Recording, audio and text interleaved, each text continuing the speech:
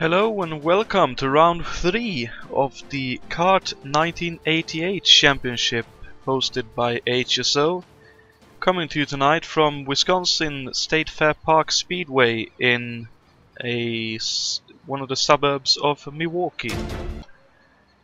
And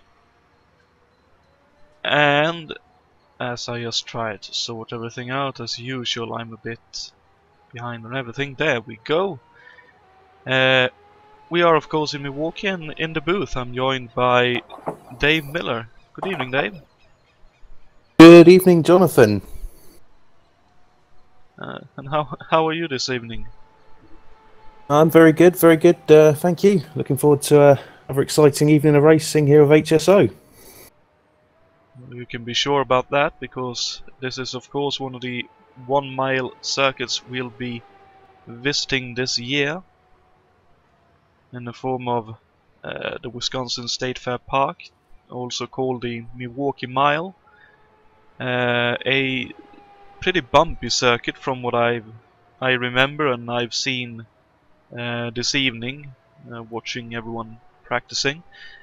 And of course we'll be racing for 200 laps, which, if everything goes completely to plan, will take about 1 hour and 15 minutes. Given of course that there are no yellows, which from the looks of it will be quite difficult not to have. Well, what do you say, Dave? Well, we're dealing with cars with about 800 horsepower, massive turbos and not much downforce. It's going to be tricky to avoid any yellows here.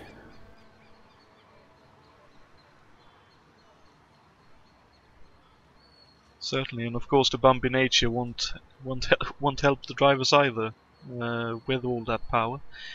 The championship is a very tight affair for the moment. After last round, where Martin Lasina took the win, we have Richard Coxon in the Judd-powered #1 machine in first place on 29 points. David Yates lines up second in the championship on 26 points. Then we have Martin Lasina on 20 points, but I don't think he will be here this evening due to some disciplinary actions that was taken after the most recent round. And equal fourth is Grant Ridol and Thiago Canola, both on 18 points. And you have to say, apart from Richard Coxon, by the looks of things, sort of dominating, is 1/10 ahead. It'll be very difficult to, apart from Coxon, foresee who will be at the front of the field. Well, looking at Coxon and Jakes there's hardly anything between them, and then go down the field, there's not much in it either. It's just going to take one mistake, one going a bit wide in one corner, and someone's going to be through on your inside. And that's before we get into all the traffic as well, so it's going to be tight, it's going to be hectic, and it's going to be quite an interesting one. For sure, as I've jumped on board with Michael Griffiths, who's in a one-off drive this evening with the I've drawn a complete blank. The stock block engined car anyway. Has seemed to be a little bit off the ultimate pace, which is sort of to be expected with the stock block, no turbo on the engine, and probably 200 to 300 horsepowers, I believe, of the top contenders in the championship. An interesting car, that one. Although it's down on power significantly, it gets extremely good fuel mileage. It's very drivable, so for a good consistent driver it potentially could be in for a decent result. That's certainly true. Here we can see Mick Chapman about to finish his second lap. That's of course one of the Team Penske machines, the PC-17 chassis, with the Chevrolet, the Ilmo Chevrolet engine in it, which has a lot of power, but seemingly struggling just a tiny bit to find how to make that chassis to work for him. Microphone muted. Microphone activated. Microphone muted. Microphone activated. And sorry for my coughing there, because I couldn't quite get the sound off on the broadcast. I've had a bit of a flu-ridden time a couple of weeks ago, and I still have a bit of a cough from that, but looks like qualifying is over here, and it looks like Richard Coxon has taken the pole position for the True Sports team.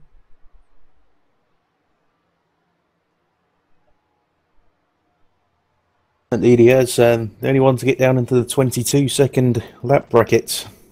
Bill Jakes is not far away. That's very impressive indeed, and Alberto Ibanez lining up third after qualifying. That's nice to see. I know Alberto is really looking forward to driving these oval races, just like Richard Wilkes. Both of them have worked very hard to get these cars both into R Factor to begin with, and then into AMS, which we are running now. Indeed, and they've done a fantastic job on the mod and on the track once again, and hats off to them for all their hard work that they put in for the league. For sure. Just trying to find if we have any other one-off drivers. We have Lukas Vidra, of course, driving the number 22 Jonatan sponsored machine, which is Martin Lasina's drive usually, but of course the situation is what it is with the disciplinary proceedings, such as they were, because there were quite a few incidents at Long Beach last time out, and the admins had quite a bit of work to get it all sorted out.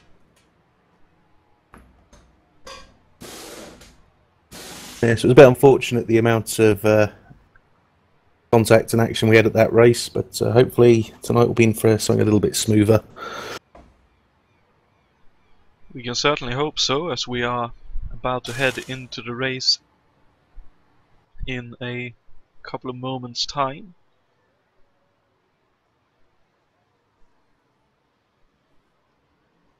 Also, we don't have anyone out on the track, so here we go for the race session. Let's try to find there. We have Richard Coxon. So let's do that to have it set up. Unless, okay, so we are still in a warm-up. I presume we are waiting for either waiting for someone or still going through the pre-race work. Drivers are still having their briefings, so I think it might be a minute or two yet. Yeah, okay. Well, while we are waiting, the pole position man, of course, is Richard Coxon, and he has the Judd engine in his machine, the Judd AV. There's only two of them in the field, the number 1, which of course is Coxon, and number 91, which is driven by Jason White. He will also be using a Buick, I believe, next time out when we head for Indianapolis. The Judd produces about 700 horsepower, and it's lighter than the other two main engine suppliers, and are reputed to have excellent fuel economy, which we sort of saw last time out when Richard pitted fairly early on to stay out for the rest of the race and finish fairly well in, I believe he finished in the top 5 eventually.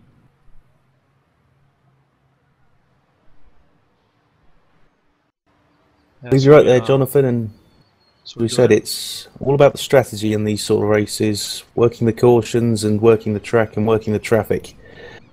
It all change very quickly. for sure, and it's certainly one of the trickier bits of the championship in itself, along with keeping the engines alive in the first place.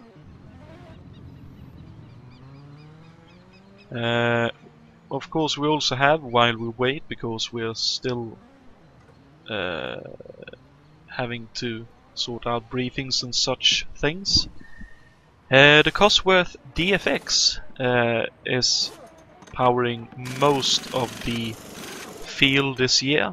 I believe they have something like 14 out of the 23 entries. They produce about 720 horsepower, slightly heavier than the Ilmo Chevrolet engines, and it was first introduced in 1975.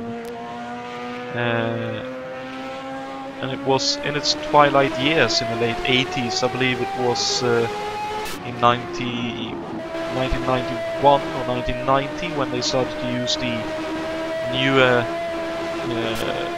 Cosworth-derived Ford engines. But of course this DFX engine was also used in F1 in slightly different guise. I believe it had slightly lesser displacement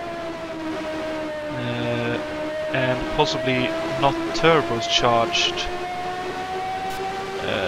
early on in its iteration. Correct me if I'm wrong, but I believe it's based off the well-known DFV engine first used in the Lotus 49 in 1967 and then used in Wake up. many other things, including sports cars, Group C cars, about anything else through the 70s and 80s.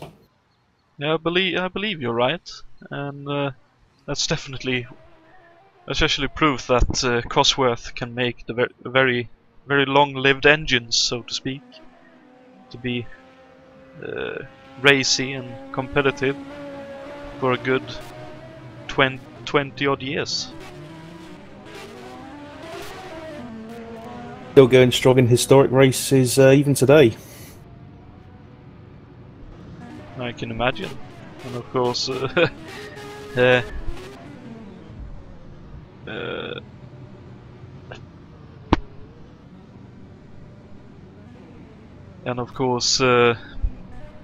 well, I'm trying to find something good to say, but I don't follow the real historic racing nowadays well enough to know anything about it, so sorry about that. But while we still wait for the race to get underway, we also have the Ilmo Chevrolet, which powers the Penske's, the Newman Haases. That's the white Andretti, I believe it's the number 6. Patrick and Gallus teams. Produces about 720 horsepower, very good mid-range power, and is slightly lighter than the Cosworth engines, at the price of having, I believe, slightly higher fuel usage though.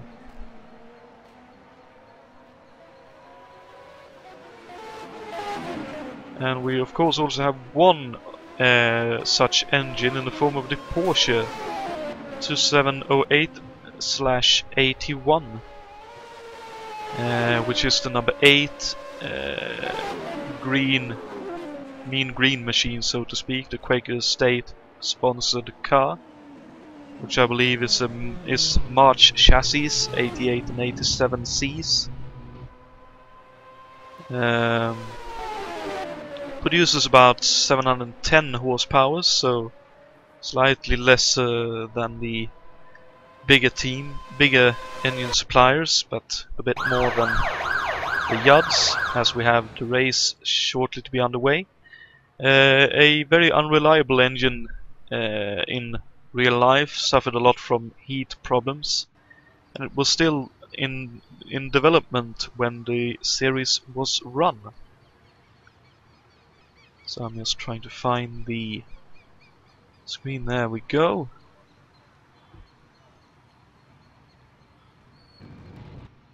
So we have 26 cars on the grid today, with Richard Coxon taking pole position. David Jakes in the number 71 Hemmelgarn car lines up second. Alberto Ibanez for Team Penske lines up third. Thiago Canola lines up fourth for Dick Simon Racing. Fifth is Austin Johnson in the Gore Racing team car. Ray Riddle is sixth in the Patrick Racing Elmore Chevrolet car. John Team lines up seventh in the Arciero Racing. I believe that's one of the Dick Simon stable cars. Juha Bors lines up 8th in the Gallus Racing team. Grant Riddle is 9th for Vince Granatelli Racing. Adam Hackman lines up, rounds out the top 10 for Craco Racing. Jason Fitch is 11th with Pascal Mikla 12th for the Porsche team. 13th is Richard Wilkes in the third of the Dick Simon entries. 14th is Mick Chapman in second Penske. 15th is Peter Lavach in the Machinists Union car. 16th is Rob Swindells, who enjoyed a pretty good race last time out, except for a slight mishap with a blown engine. David Sebber 17th, Gardner 18th, Bruno Chacon 19th, Jason White at 20th, Rio 21st, Vidra 22nd, Griffiths 23rd, White 24th, Jun 25th and Kowalski 26th. As the race has just gotten underway, I was a little bit late on that. But it looks like everyone has more or less survived turn 1 and 2. And we have David Yakes in the lead, so Coxon has lost out. Just a tiny bit on the start, looks like he's lining up third behind Alberto Ibanez.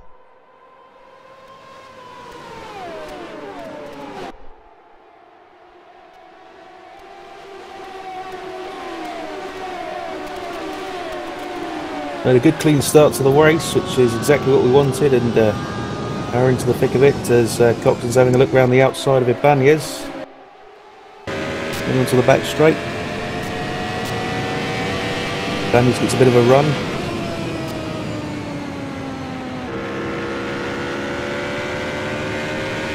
You can see there what a difference in lines those two have in the last turn. Let's see if there's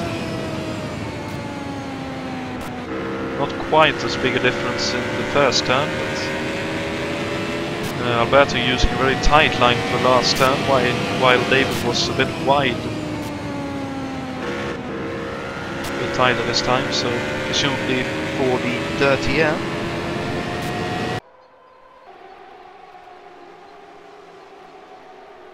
As I noticed, a bit further behind. Yep, here comes I believe that's Rob Swindells indeed, going past Adam Hackman as we have a yellow flag out.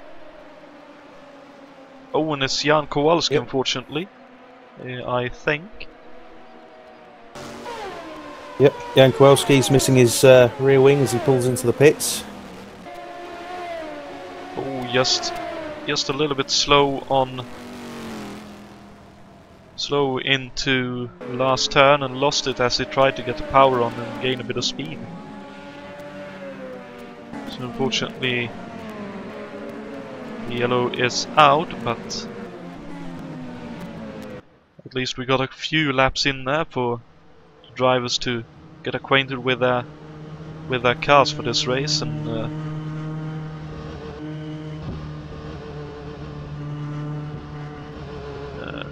to know what they can expect from their cars. So to have a quick look at the top 10, David Yakes is first, Alberto Ibanez second, Coxon third, Johnson fourth, Canola fifth, Team 6th, Riddle 7th, Bors 8th, Riddle Senior 9th, and Jason Fitch lines up 10th. That's a very nice effort from Jason. I know he's been struggling a little bit early in the championship, but looks like he's on the ball today.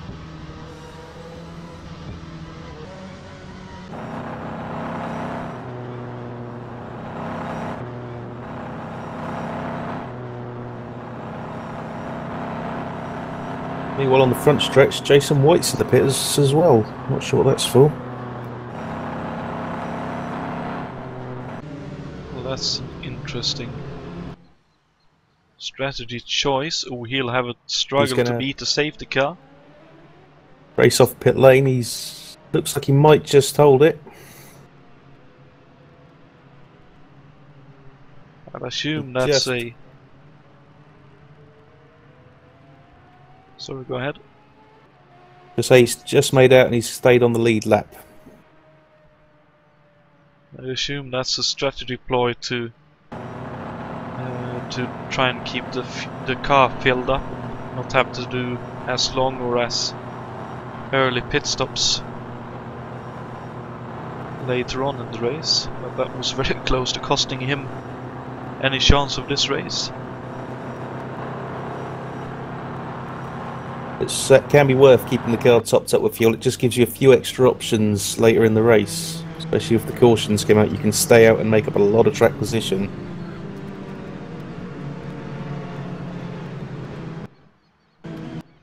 Of course, and let's see, it looks like we have one more lap, I believe, and then we'll hopefully be back to racing.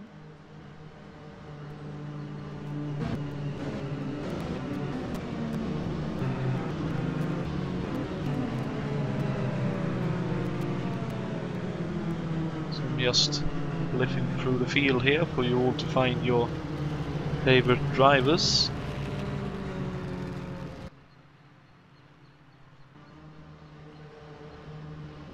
So it looks like the safety car ought to be coming in this time round.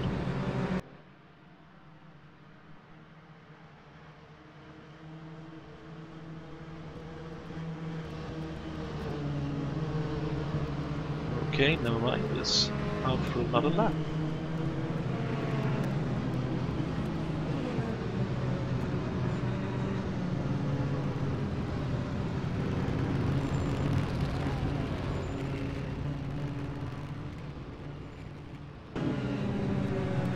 A bit of a stack up but back here.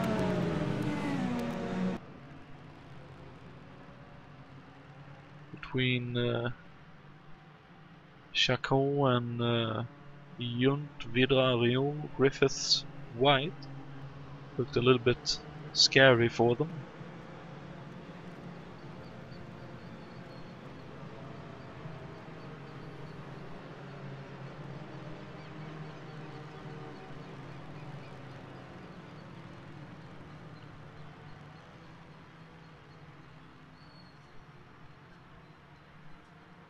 Well, there must have been a lot of damage for safety car still to be out there. Need see the virtual track crew having quite a lot of work to do.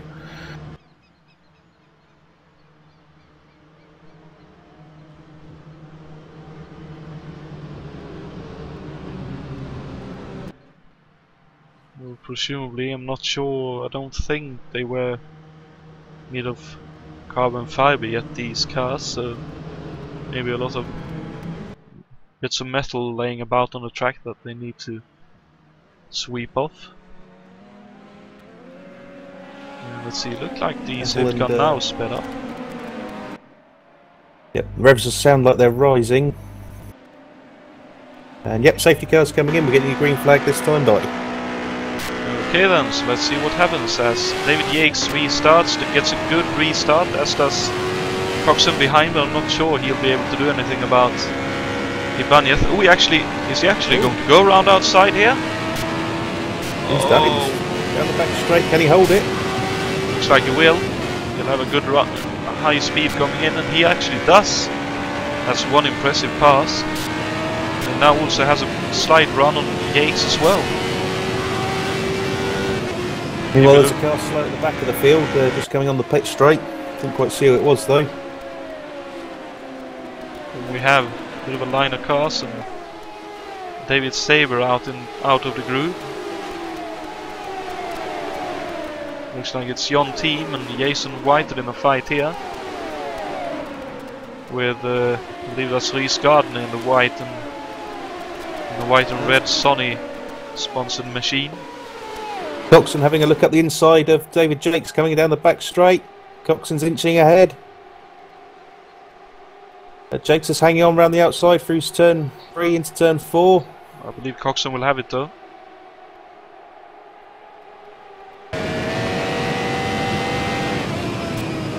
Jakes already looking to take the place back.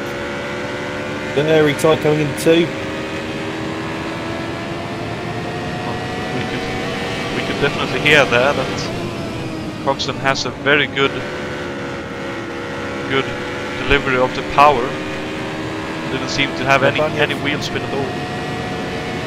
If now looking at the inside of Jakes, and Johnson's not far away either.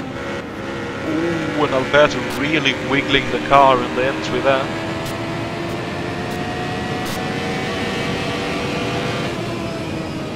He dives for it.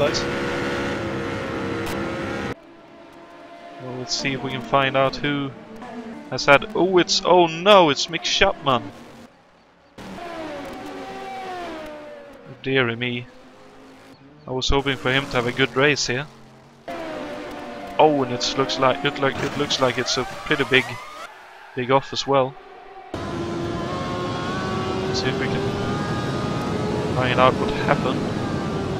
Oh, just too late on the entry and out in the grey. He has no way to keep the car off the wall and makes pretty heavy contact with it. Hopefully, only the very rear of the car hit the wall there, so no suspension damage or anything. But of course now he'll be going a lap down here. Unfortunately, he just got out of the groove and that was enough to spin him round. Oh, and it actually looks like his car is crabbing a little bit, so I'm not sure we'll see him take much more part of this race, unless his pit crew does an amazing job fixing the car.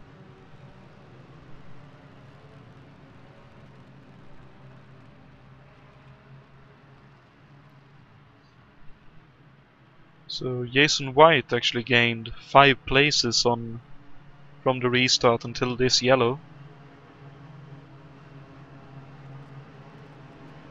And Swindells has moved up a little bit from his starting position, now in 12th. And Jason Fitch also gained 2 places during that green flag run of about 10 laps.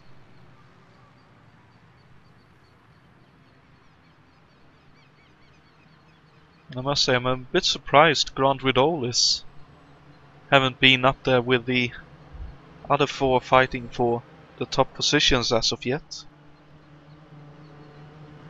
As we have the pit caller, can't quite see who that is though.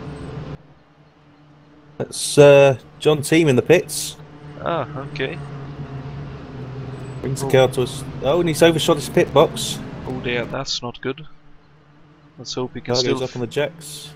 Yeah, let's hope he can still fill up the car before safety car comes around.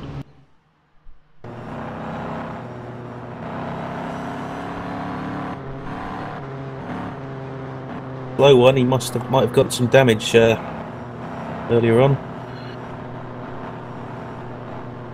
That's unfortunate.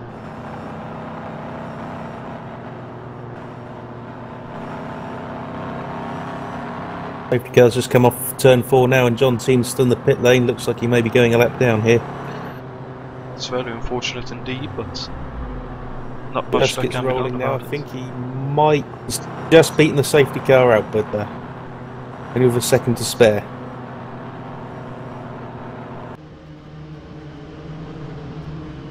That's good for team, and that's definitely one of the dangers around here. If you're at the very back of the field, as we've seen twice now, it's very tight to beat the safety car out of the pits to remain on the lead lap.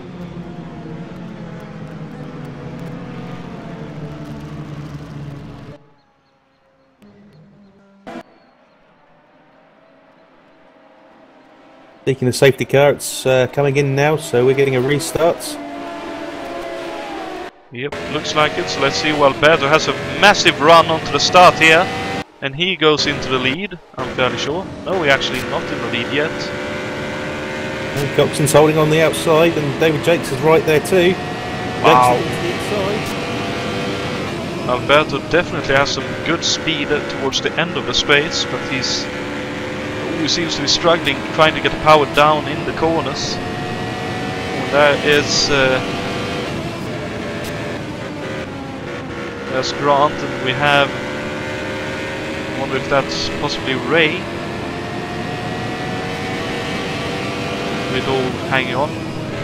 Oh, sorry, it's Austin Jonatan, of course.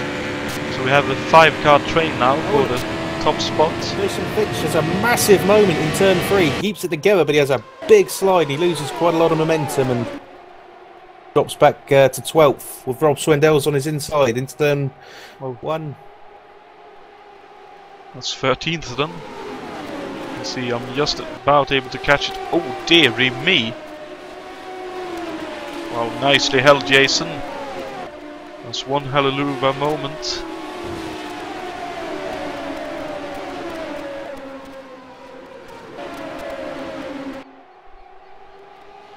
Looks like the top 5 has settled down just a little bit, so let's see.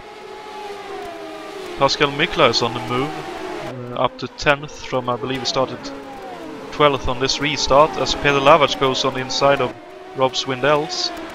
And Fitch is being passed as well by Richard Wilkes. So no one taking any prisoners as Rob Swindell's is looking up the inside of Lavac, and there's actually contact. Oh, there's contact, but they keep it going. Oh, when Rob backs off, that's not to take advantage, and a lot of people gets infected by it. That's Junt and Rhys Gardner having a bit of contact, and I noticed someone backing off a lot. That's Adam Hackman. Another moment in turn 4. I think he may have overheated his tyres now, and he's really starting to struggle with that car. He's dropping backwards through the field, and he's seeming to struggle to keep it on the track now.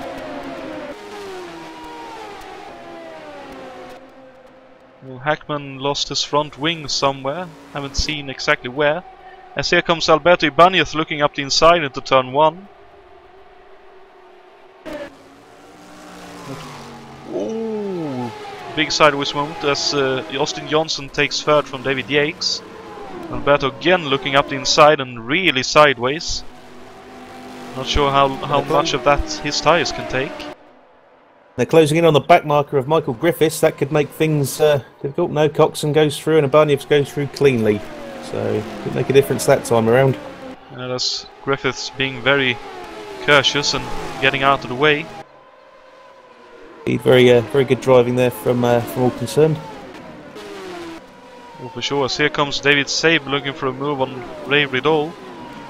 Not quite able to make it there. Looks like Fitch and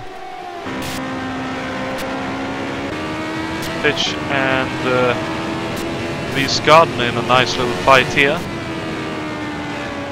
The other side of the pond fight between Jason, who I'm fairly sure is American, Rhys of course, who is Australian. Of course, Rhys has a moment hitting the grass on the inside there. That could open up for a moment for an opportunity. No, then we can see another bit of fighting up ahead. There's a drive-through penalty for Mick Chapman. Not sure that will be for, but just makes this difficult race just that little bit harder. Presumably either pitting under yellow or speeding in the pits. Not sure exactly how those rules is put forth, but Jason had a run on Rhys, but Rhys had the car in exactly the right place to hold him off that time. As Griffiths in the meat in the sandwich as Richard Wilkes gets held up. And that's David Junt up into 12th, taking advantage of that opportunity. And he's now right behind Juha Bos. Further up the field, David Saber's just gone through into 7th place in turn 3. Up the inside, Ray Riddle. Pascu Mikula in Porsche is right behind Riddle now as well. Peter Lavac not far behind either. Pascal looking for the move. Oh, not quite having the legs that time. Oh, but he has the inside opportunity. Nope, here comes Peter though.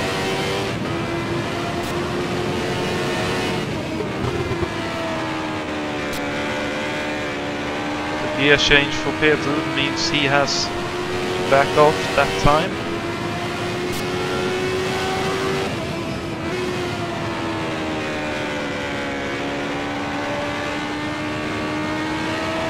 Slightly different philosophy between different drivers as well, as we have another yellow.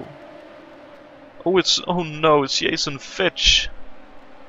Dear me, I was hoping for him to have a good race as well. Oh, don't hit the wall. He just slightly nudged it then. As he... oh dear, he lost it behind. I believe that was Rob Swindells he was behind. Into the corner just a bit too quick for the dirty air that he had. And that's unfortunately him in the barriers and heading for the pits for repairs in the very near future. It's quite unfortunate, but he did seem to be struggling quite a lot after those moments earlier. May have just gotten the better of him that time. It certainly seems so.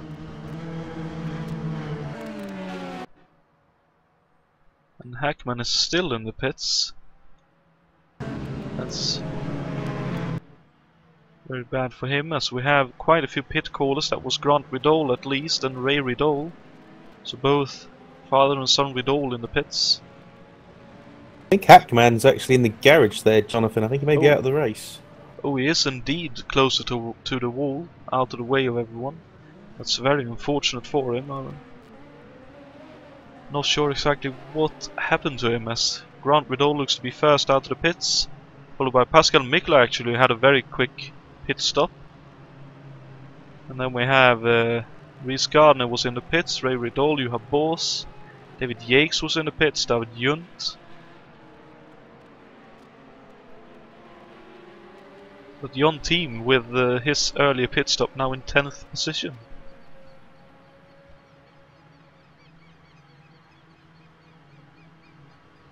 Jason White, that was of course also in the pits, as here comes Jason Fitch for his repairs.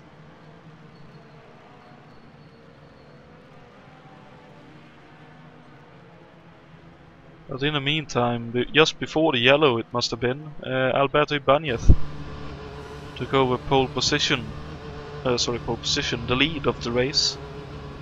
And we're closing in on about a fifth of the way through.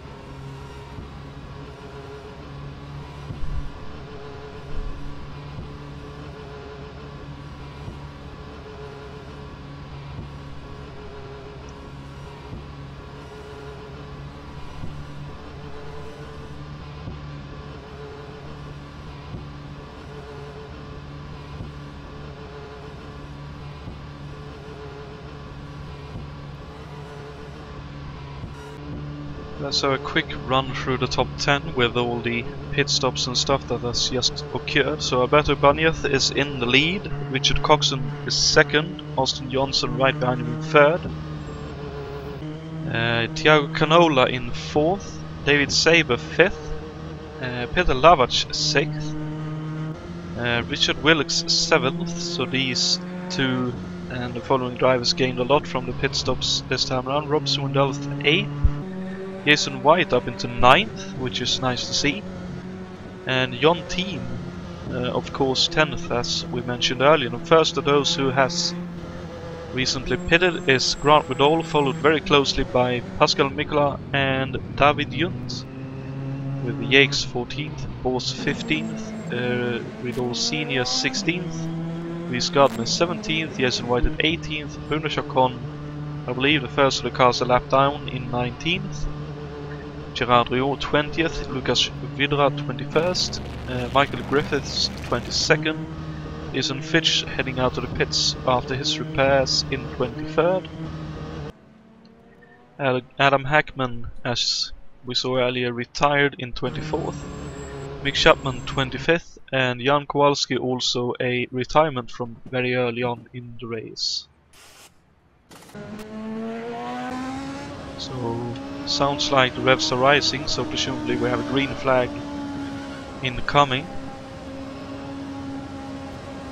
Indeed, safety cars coming in. The green flag flies, we're back underway. And Alberto putting that Ilmor Chevrolet to good use, despite Coxon having a bit of a run. Ooh, as Coxon has a big twitching moment in coming out of 2.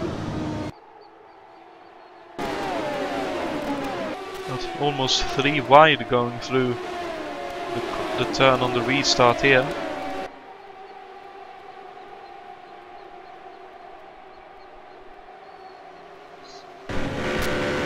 David Sabers, the man on the move at the moment, currently running in 5th position, right up behind Thiago Canola. Down the back straights, he's having a go. He takes 4th into turn 3. Certainly putting on a good show in that Mario Andretti driven car in real life as he goes past Bruno Chacon.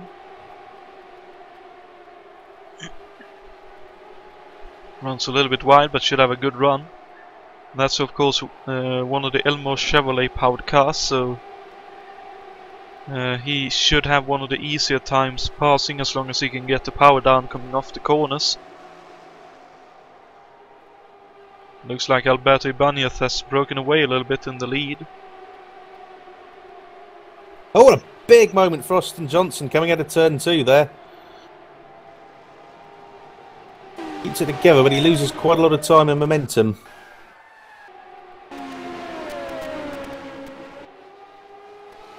Oh wow,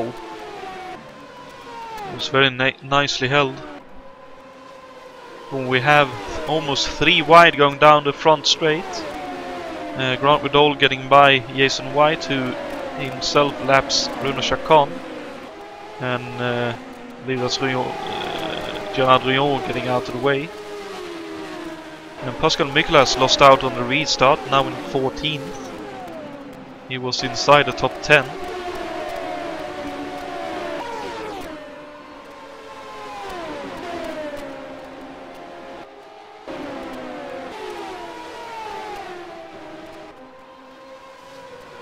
I wonder with all the yellows whether the Yad powered cars could make it on a single stop here.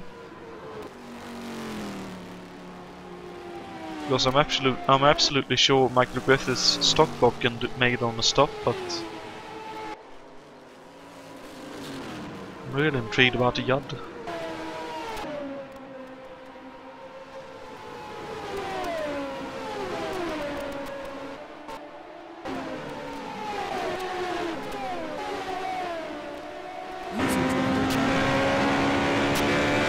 As we can see here, Jason White being passed, as unfortunately I think Dave Miller...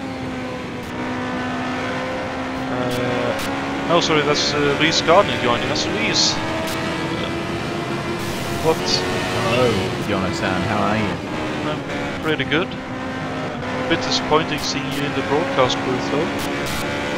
Yeah, well, as the guys in TeamSpeak put it, I went to the barbecue early. I was chasing down Yuha in the slipstream, and obviously it was too much for my engine because it went. That's really unfortunate. It looked like you were having a good race up until that point. Yeah, so far this, you know, that the race had been going better than either of my previous 2 rounds. Actually making it to the end of a few racing laps, but yeah, unfortunately it was a technical issue. Sorry to interrupt you there, Reese. We've got a yellow out Bruno Chacon's off the track. Not quite sure what's happened just yet. Well, it looks like he's lost his rear wing, so we lost it a lot earlier. So let's see. Presume we haven't turned one now.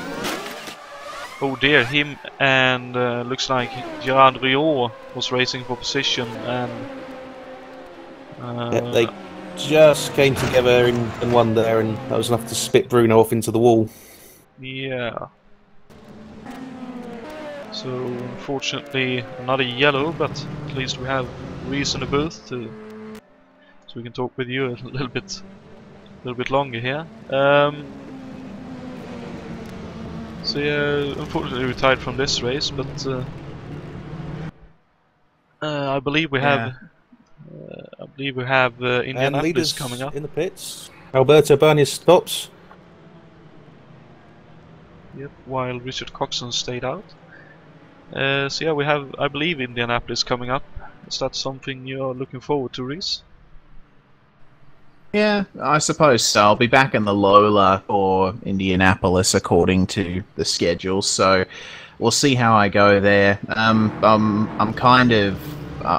not really happy with how today went because, you know, I put a lot of work into the setup, and the car had been driving as good as it had ever been, and I actually felt confident for the first time this season. So it's a shame that my engine went, but I come away with a lot of positives from this round. That's very good to hear that you can look at it that way. Of course, as you say, the Lola is your car for the next round. Do you reckon that will be a more difficult car to set up, or? Well, it's the one that I had been driving for the first 2 rounds, so I'm acquainted with it. I just not sure how it'll go at Indy, but I'll be glad to get away from the March because, as you could probably see, it didn't have much downforce. So in the corners, I was a sitting duck. Yeah, it's probably that's one of the older Marches as well that you have. So yeah, the 86. Oh dear me. Yeah, then I can definitely understand you being a sitting duck, mate. That's probably the worst car in terms of downforce in the mod. In that year. That's it. Yeah, and at a track like this, it's absolutely awful. But I managed to get it somewhere where I was happy with it, and I could even start making moves once the tires got up to pressure. But either way, I'll put that into the book for Indy and see how I go there. Yep. Then I'll wish you the very best of luck for that, for Indianapolis, and I hope you'll get a good result, and I hope you're enjoying yourself despite the retirement here, and well, so on. All good. Thank you very much, guys. Have a good call, and good luck to the rest of the drivers. Cheers, mate. User disconnected from your channel. So that's a understandably disappointed Reese Gardner, as we have the green flag coming up right here. Oh, and we have someone in the wall already. Dear me. Oh, and it's a spinner as well. Oh no, it's Jason White. No. Oh dear me. So whatever happened there? Oh. Is it really that kind of situation? Ooh. So it looked like...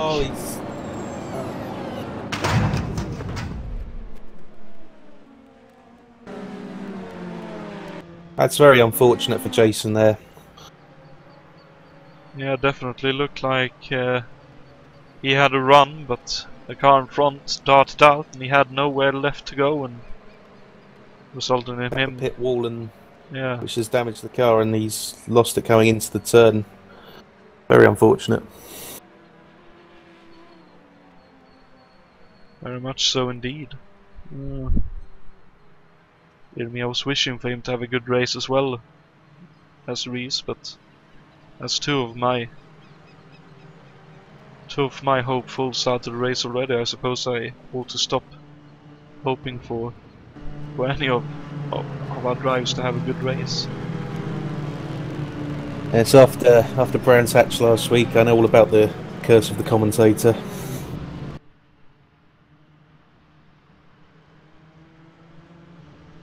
What commentator though? I don't remember saying that anything. Wasn't your fault though.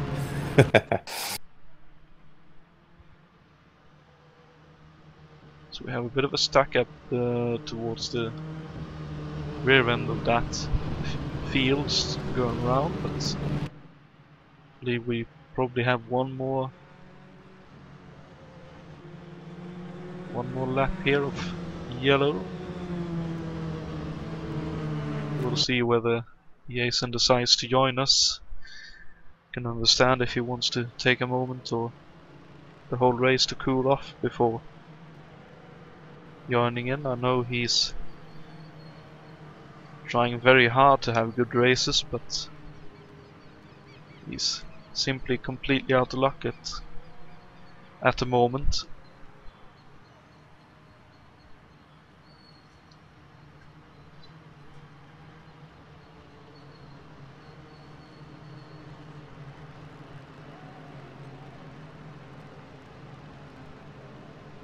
Pascal Lemikela back up into the top 10. Not sure if it's down to the retirements or if and pit stops and so on, or if he gained places on the restart. I sort of lost track of the situation due to the I think it may be a little bit of both there. Look, he may have gotten a good run and been lucky with the pit stops and incidents ahead of him. Other drivers who's benefited from all this though is David Saber, who's now running in third. Richard Wilkes has also moved up, he's in fourth now.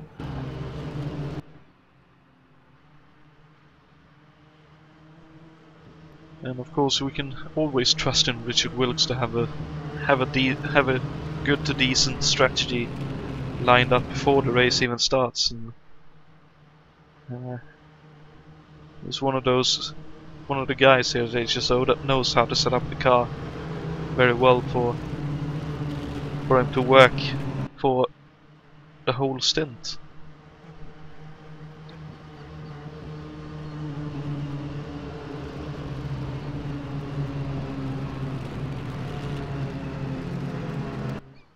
Also moving back up through the field is David Jakes. He's been a little bit quiet recently, but he's back up to 7th after his pit stop.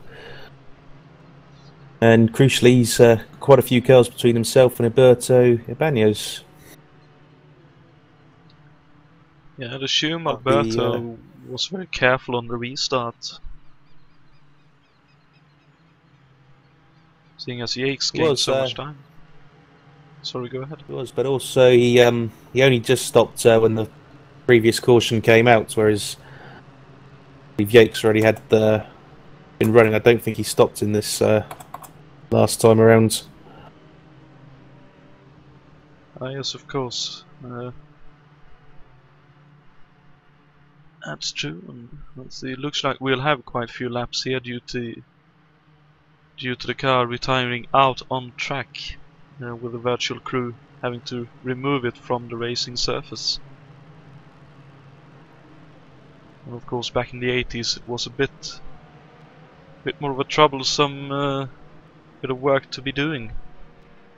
And also notice Jason Fitch, despite his earlier crashes, sort of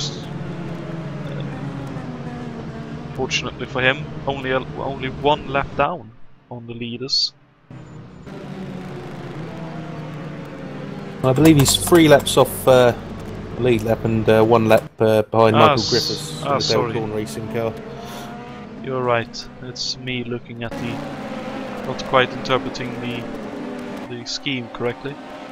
Looks like. And even keeping that in mind, that's still not bad to be only 3 laps down after that crash. As we go back to green flag racing, yep. David Saber gets a good restart. Nobody's on the outside. And in the dirty bit of the track, Not quite. Wisely cuts back to the inside.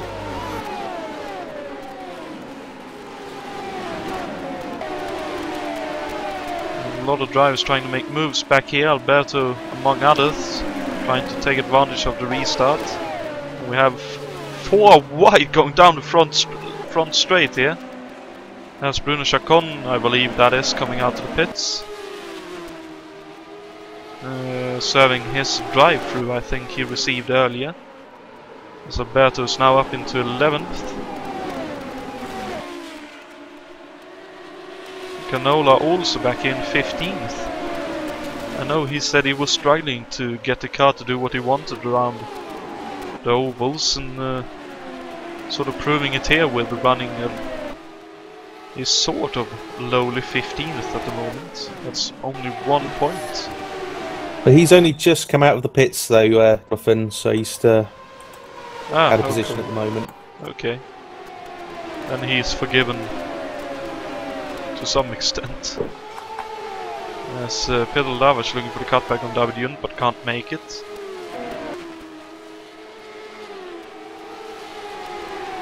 When John Team, I believe, just nudged the wall coming off 2.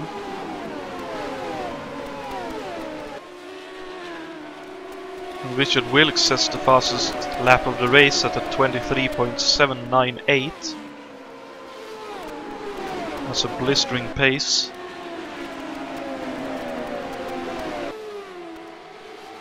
And at the head of the field, Richard Coxon still leads, Austin Johnson close behind. David Sabre has a look on the inside into turn 1. Did he get it done this time? He could very well do. He has the extra power down. Yes. Oh, he hit the apron though. Has to back out, and now he's got Richard Wilkes on his inside.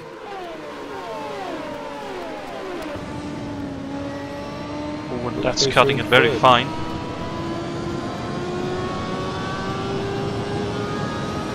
Giving Coxon and Johnson a little bit of breathing space.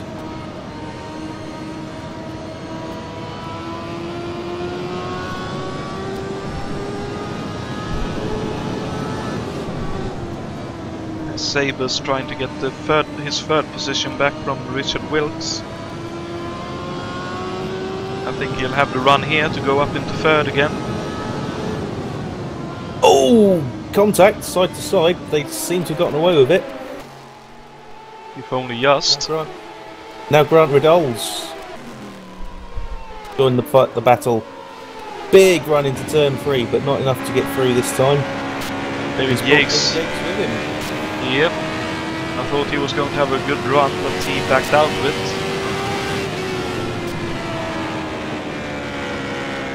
So big group of cars, 6 cars, not that far behind one another.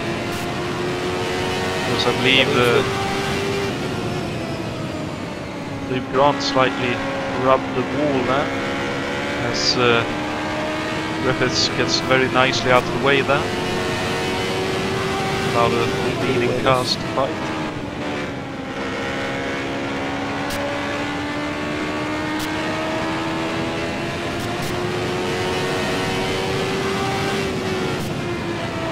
Oh, and all of them wide. Oh, dearie me! No! Wilkes! Oh no! Oh, dearie me! That was very unfortunate, to say the least.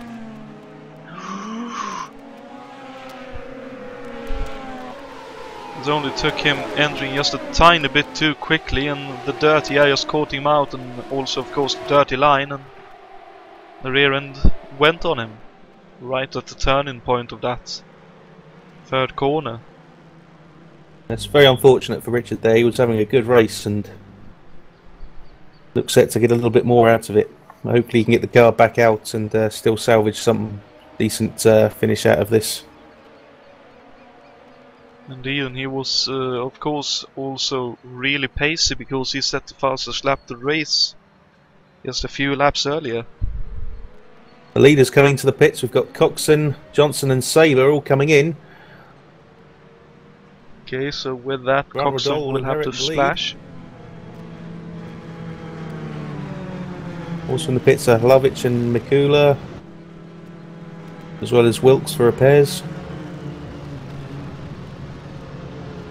And I noticed Pascal took a very sideways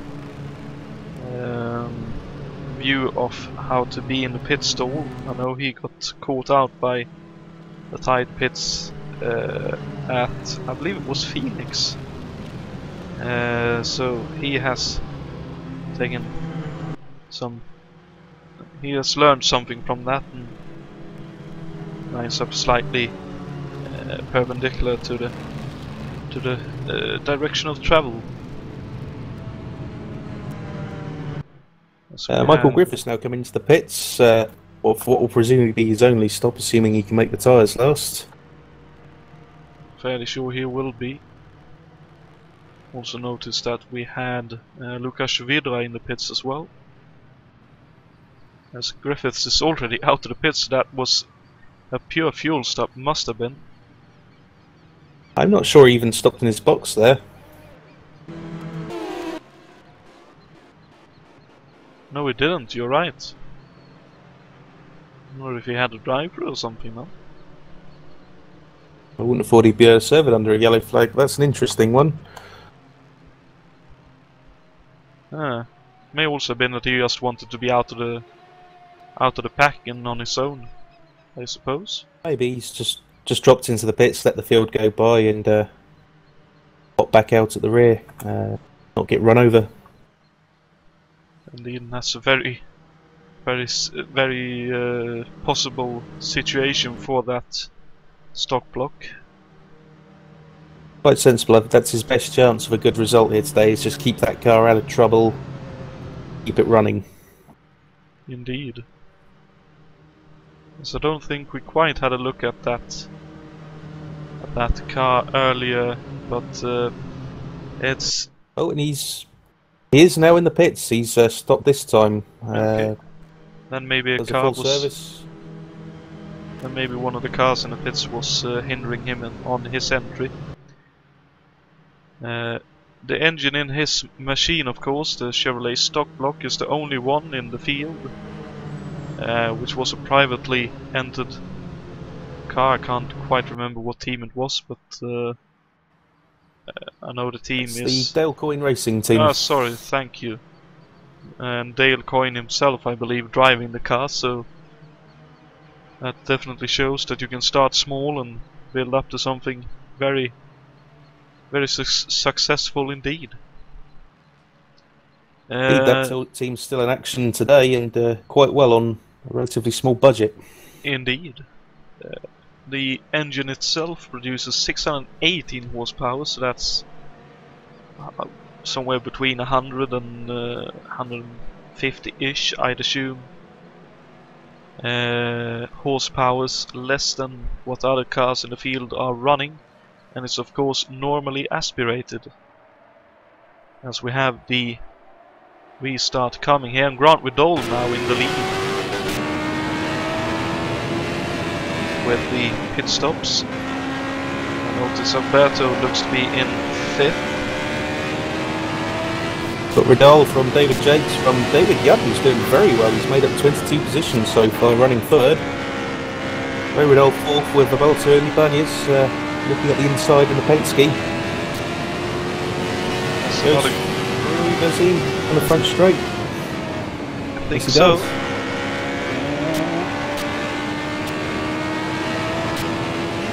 He does. Very nice pass there.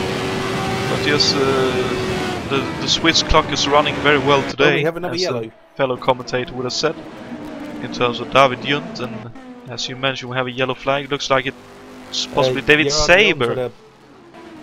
Very big accident Whoa! in turn 1. That's Gerard Riot in the wall after a big one. Oh, and they tangle on the straight already. That's David Saber, Pascal Mikola. Oh, Gerard Riot. That's... No, sorry, that was Saber coming across. Well, let's see what actually happened here. Oh, looks like they just... He's running around with no wings at the moment. Looks like David Saber didn't see or didn't know Gerard Riot was out there. They made contact side by side. They hit the inside pit wall. That spat Gerard Riot right out into the outside wall, as did it for Saber. And Gerard Rion, of course, out of the race, and as you say, David Saber is still out on the track, but I can't really see him being able to continue running. Oh, as we have that off screen, I'm really sorry. Let's see if I can bring that back up for you to see. Well, that was very lucky for Pascal Mikula in that one as well. He was very nearly wiped out twice by those two as they went off. I think he'll be happy to have a bit of fortune. I know he's been a bit struck with quite a bit of bad luck in oval races over the past couple or 3 years. So he's in 14th, Lavich 13th, Whited 12th, Johnson in 11th, Coxon in 10th. Team 9th, Canola 8th, Bors 7th, Swindell's 6th, Ray Riddle 5th, Alberto Ibanez 4th, David Junt 3rd, a little bit slower on his quickest lap than the cars around him by the looks of things, but consistently definitely is paying off. Yates, of course, second, and Grant Riddle first.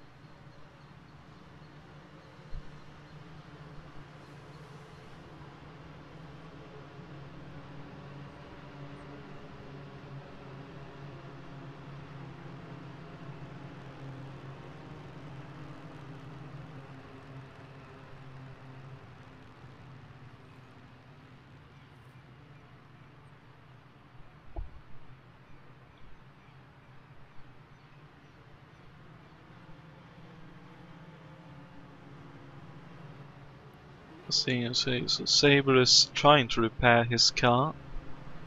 Richard Wilkes is Leaving the pits now, but he's in a cloud of white smoke out the back of the car. Ooh. No engine, so it looks like he has blown the engine on the exit. That's very unlucky for him. He was having a very good race until the incident. Very much so, and indeed he is a retiree as well.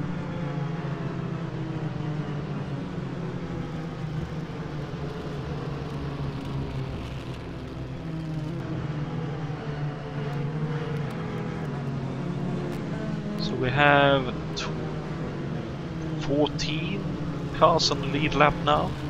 Pascal Mikla, the last car of those.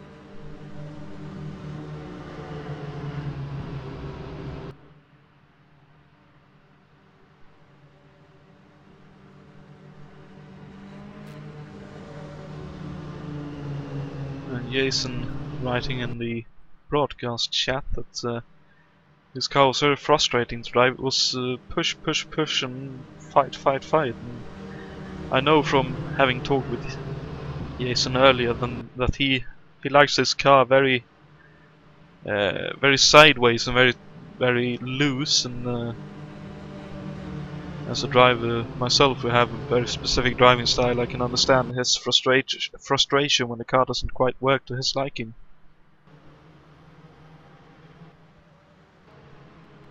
It's very difficult. There's only so much you can do to drive around a car that just doesn't want to cooperate.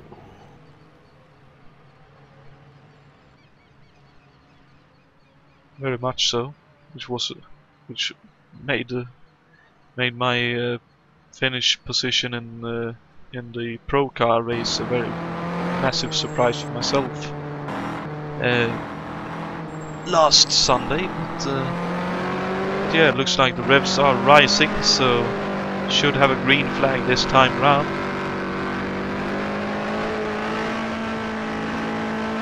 Lead safety cars coming in. Renault leads the field off the turn 4. Green flags in the air. Looks like Grant has, that's David Junt has had a pretty good, run, but Don't know if that was... Oh, he has a lot of push though coming off. He stays off the wall. That looked very scary, but I suppose that was Grant and David staying very low. Whereas David Yates goes up the inside here. Takes him through turn 4. David Yunt's on the move as well. Riddle goes wide through turns 1 and 2. But he holds on and gets the run.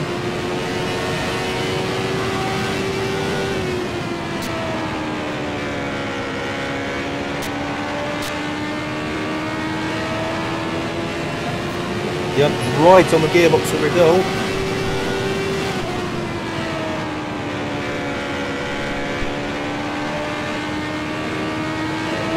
Right up the gearbox is David Jonatan Grant as well. It's David who has a slight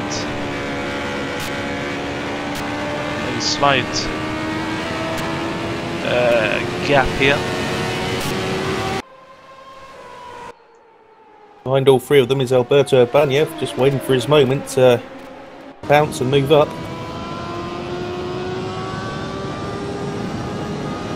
Yates is already starting to stretch out a little bit of an advantage in the lead.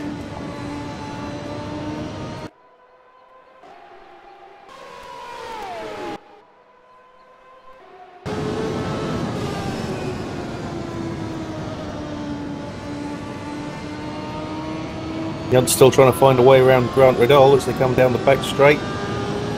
Back a little bit this time, and Barnios is still there as well. But not close enough. It's indeed such that Alberto is hanging back by the looks of things. Further down the field, Richard Coxon's on the move after his pit stop. He's back up into 7th place already, just goes past You Are Boss into turn 1. So we have a yellow coming up here, by the looks of things. At least it's flashing for a yellow.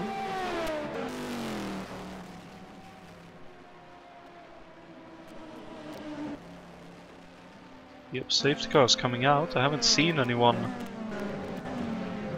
off the track. I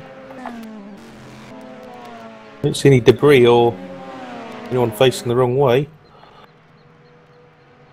The only one I can see that is way behind everyone else is Michael Griffiths, but then again, he's in one of the lesser cars, so... Probably not an unusual thing to see that car way behind everyone else. But that's what I'm hinting towards, so... Yeah, not sure what the yellow was for, but we have, unfortunately, another yellow.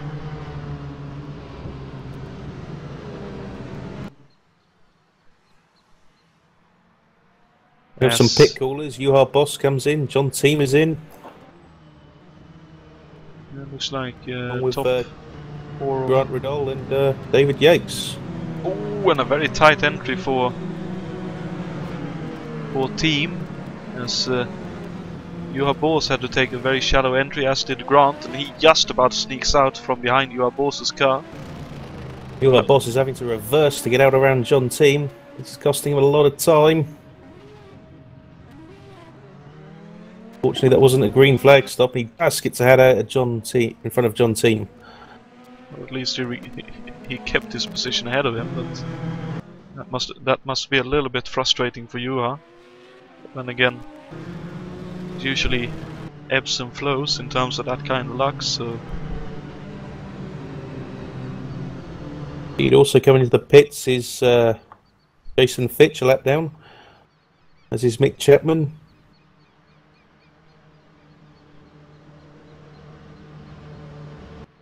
Question now is, will these cars be able to make it to the finish on this fuel load? Could be possible.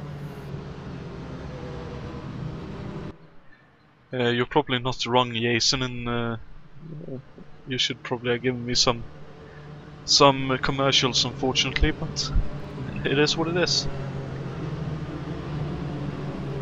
But yeah, in terms of this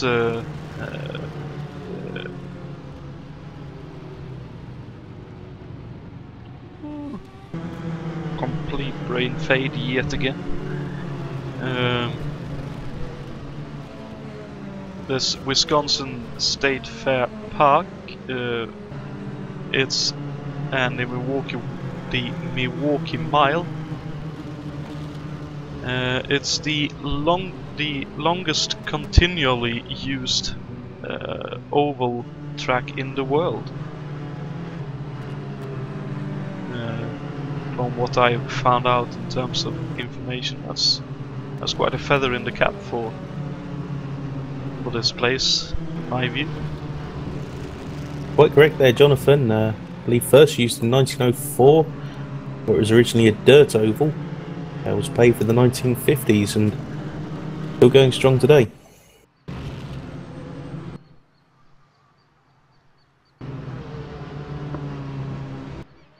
That despite houses and everything else being built around the place, it still maintains a home of maintain being a home of racing, which is very nice to see, considering a lot of great tracks being torn down to make way for housing estates and that kind of stuff. You can see them even on the AMS version of the track. They're literally across the road on the outside of turn 1 and 2.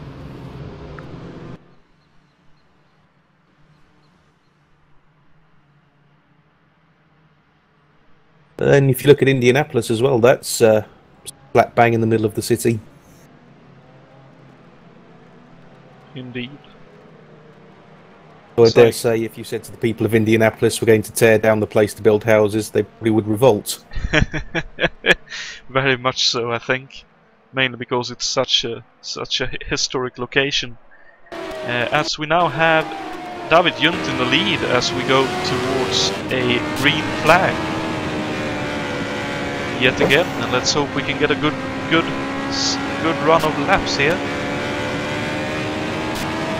As I curse it, we have a yellow straightaway.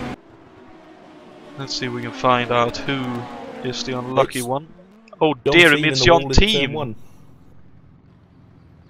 Oh, and that's a lot of damage. It doesn't look like he'll be able to get away from there. Fortunately, he's a retirement, and he hit the wall very early on. Must have done. He's out of the car and his race is over.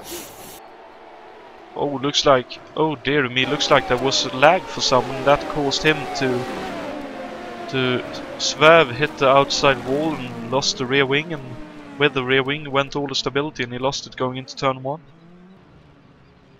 So I'm not sure that was entirely his own fault for going off there. Definitely looks like Michael Griffiths is possibly struggling a little bit with his ping, as does Chacon as usual, as he is racing from Brazil.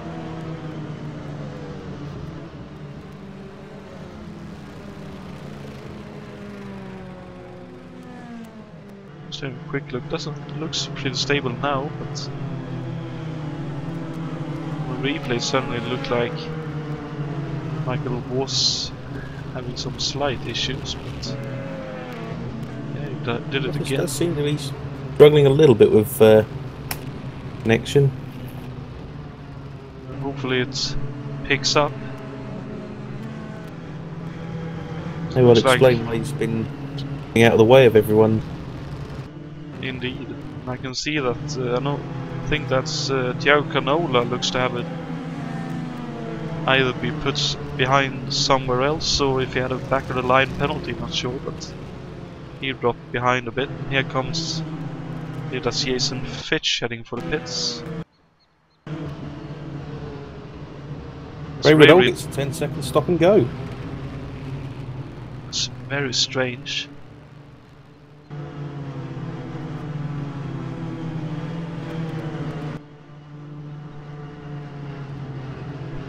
Well, he was just in pits. I wonder if he sped or something, or passed someone before coming into the pits or something. That could be why he got a penalty. But I mean, a 10-second stop go, that'll more or less put him out a lap behind. Quite possibly, or he may well have been caught out of position with the yellow flag and not been able to retake that position in time before the officials got a hold of him. could be.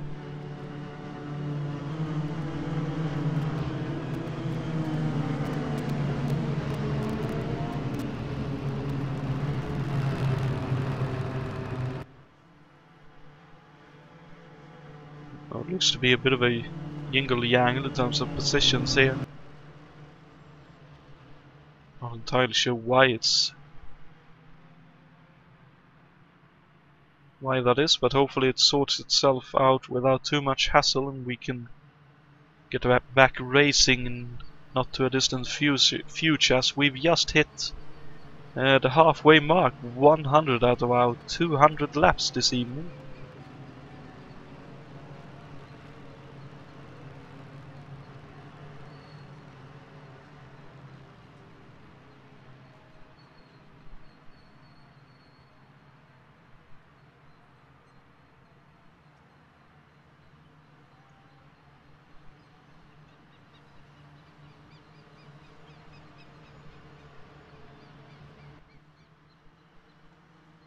You know, a driver who's moved up quite a lot, and this is Rob Swindell. He's now running in 3rd place, just in front of Richard Coxon and Austin Johnson. Petar Hlavic is doing well as well in 6th, followed by Pascal Nikula in 7th, both doing quite well. They've made up quite a few places between them. Jason Whitehead's also doing well in 8th place.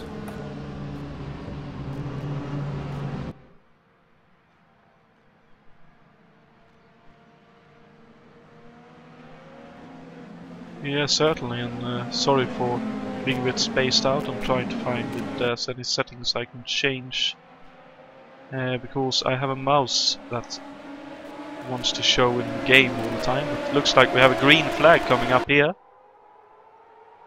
Indeed, we're back underway on lap 102. David Yup leads the field with Alberto Baniev right behind him. Pascal Mikla looks to have had a good restart. I think he gained a position going into turn 1 now. Yes, he's got past Petar Hlavic.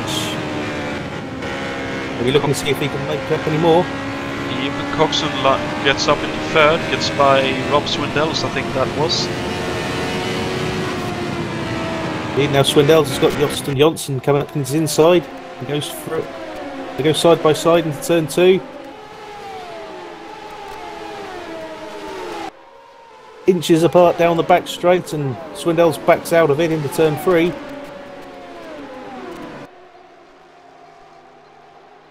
Pascal Mikula's got David Yates alongside him as they come down the front straight, and Grant Riddell goes down the middle. They make it 3 wide into turn 1. And they all come out the other side. Petar Hlavic is now on the move. He's looking very closely at Pascal Mikula, who goes to look to the inside of Grant Riddell in turn 3, which on the outside, inches apart. Wow, this is some really hard racing. Feels like we are about 40-60 laps too early for this. Hlavic has a look in the inside at turn 3, but doesn't have enough momentum. Just brushes the rear of Pascal's car. Yeah, definitely looked a bit too close for comfort right there. And Yunt's still in the lead, so he's doing a great job. Coming out of turn 4, Hlavic is right behind him.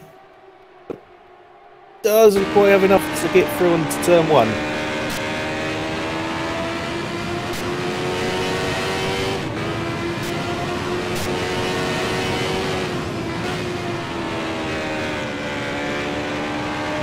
I think that's partly down to the fact that Peter's running so that he has to change gear halfway down the straights.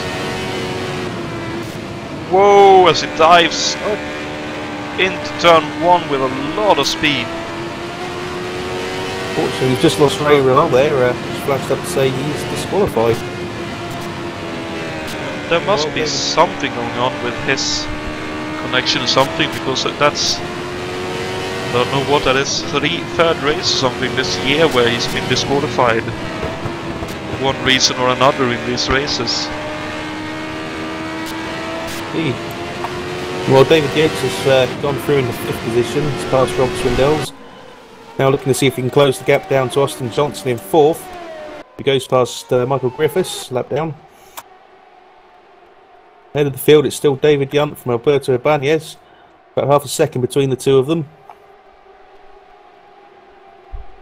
And then about 1.5 seconds it looks like between Ibanez and Coxon, although Coxon looks to be a bit quicker in the corners, but of course that Elmore Chevrolet really powers on.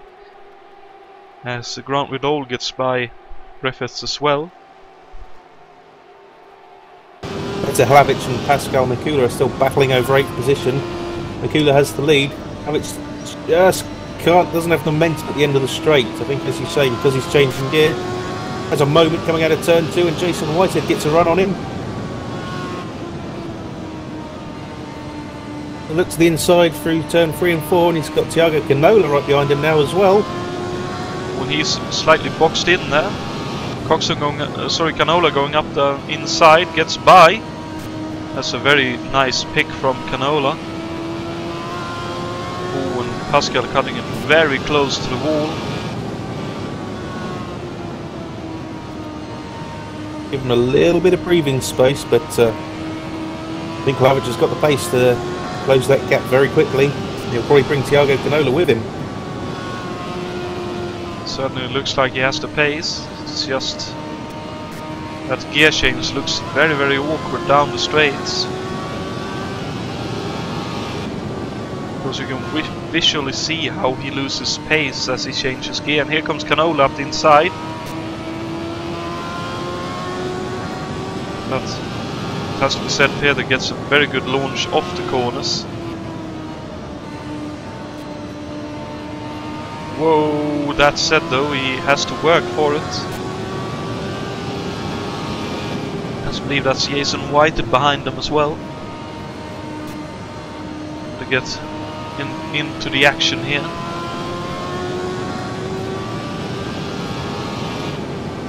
Whoa, as Canola dives for the inside into 1 and 2. Looks like he'll get it here. Should have it sealed when they go through 3 and 4. Slavash is trying to slot in behind him, I think, but Whitehead doesn't want him to let him do that. And that's Canola past Peter Lavac. One Whitehead with very loose moment. Oh, as Pascal spins! Oh, and he makes slight contact with the wall as well. Oh, we unfortunately have a yellow from that. That's really unfortunate for the German. Looks like he'll just be able to stay on the lead lap.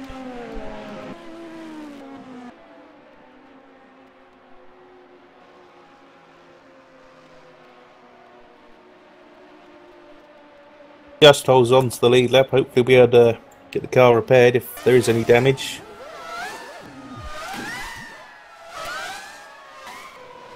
Let's see if we can find it or anything.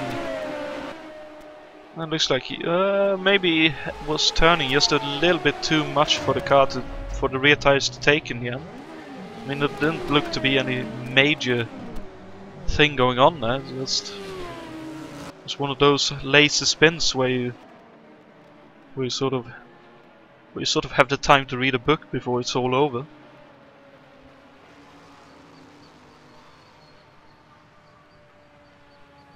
Just rim inevitability as he goes towards the wall.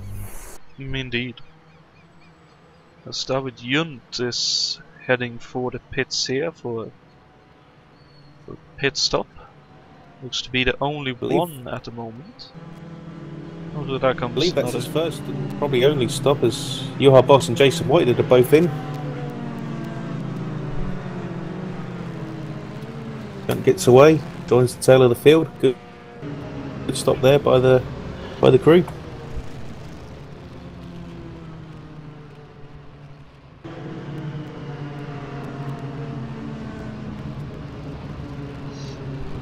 Indeed, and Rainer is another one of those pedigree teams in kart from what I can remember.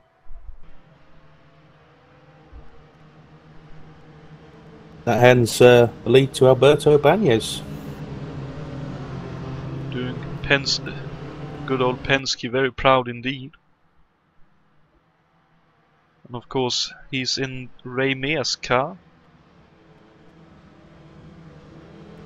Reyme's, who had a dirt driving background, would of course have been quite at home on this kind of shorter oval.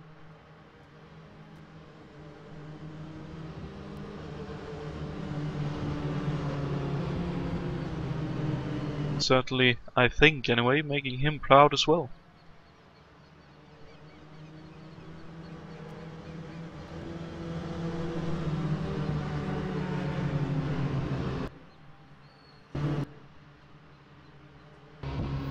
To have a quick look through the top 10 with 80 laps to go as they cross the line. Alberto Ibanez is of course in the lead.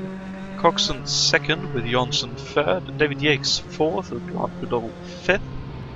Rob Swindell's sixth at the moment with Canola seventh. Peter Lavach eighth. Pascal Mikola in ninth with the pit stops that happened. Possibly with slightly flat spotted tires, unless he's been in the pits. I haven't seen him in the pits during this yellow. David Junt comes out in 10th after his pit stop. Joa Bors 11th and Jason Whited 12th as the last car on the lead lap. Lukasz Vidra 13th with Jason Fitch 14th. Griffiths 15th with Richard Willits 16th.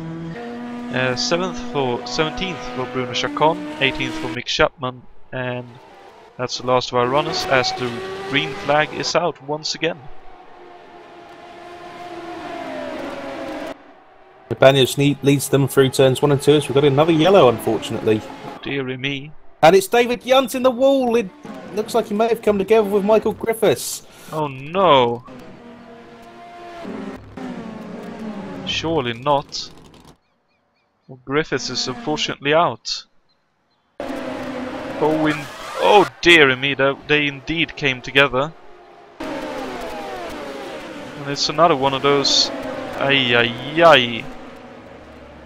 It definitely looks like Michael Griffiths' internet got the best of him in the end, and unfortunately David Junt is the one to take the brunt of that, and he retires as well. That's very unfortunate for both of them. Certainly. Especially for Junt. He was having a brilliant run.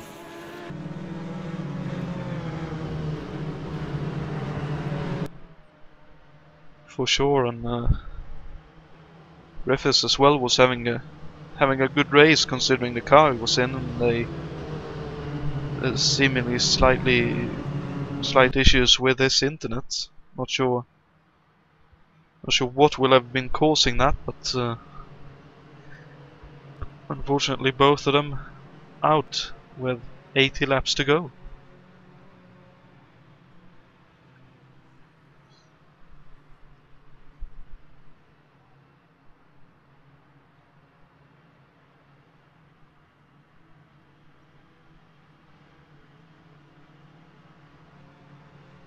Going back to the last caution flag there, Jonathan, I don't think Pascal Mikula actually did stop. He's still running 9th, so it looks like he got away from that half spin without any damage. Well, he ran along the wall with his front end, so maybe he only slightly dented the front nose cone of the car. But I would have expected him to have slight flat spots, and that ought to be very, very troublesome around here with the track being as bumpy to begin with. Agreed. He may be taking the car may well have damage, but he may be hanging on, thinking he'll lose less time with a damaged car than he will replacing the nose and repairing any suspension damage. That could very well be the case indeed.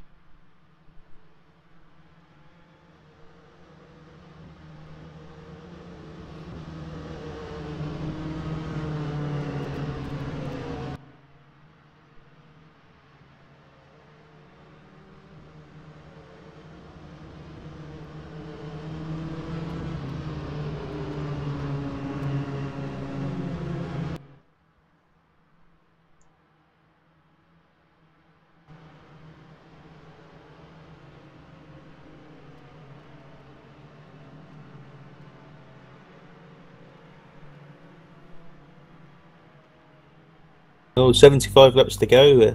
Not much has changed. Alberto Barnes is still in the lead. Richard Cockinson is second. Austin Johnson third. David Yates fourth. And Thiago Canola's back up to fifth after a good run through the cautions. Yeah, certainly he's definitely making use of both the cautions and being cautious himself to make his way up the field and taking advantage of any of the other drivers having moments, as it looks like we are going back to green. Oh, and Alberto reeling, holding back on the restart, and we are 3 wide, almost 2 times 3 wide going down into turn 1. As Alberto holds on to the lead, Coxon's second, looks like Johnson third, with Grant Riddle trying to go around his outside. So fighting for third at the moment, side by side. Ooh.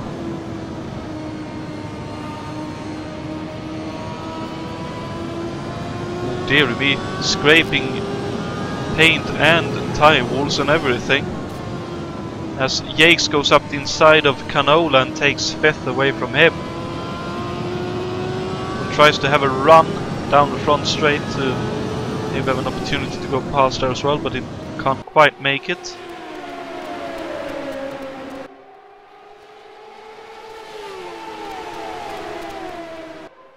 Yates pops out from behind Riddle, looking up the inside into turn 3. Goes side by side. That's an impressive grip, but so is it for Grant on the outside, as Coxon has a slow moment. Ooh! All of them being held up as Alberto Ibanez has the fastest lap of the race at a 23.6. Indeed, while these lot are all battling, Alberto's just driving away. Second and a half already.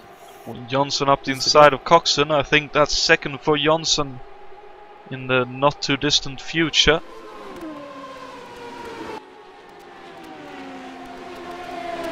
Coxon's holding on round the outside. He's not making this easy. She gets back in front down the back straight. Whoa. It's very close for all of them here. Oh, and someone hit something. I don't know exactly what was on the track, but some kind of car park.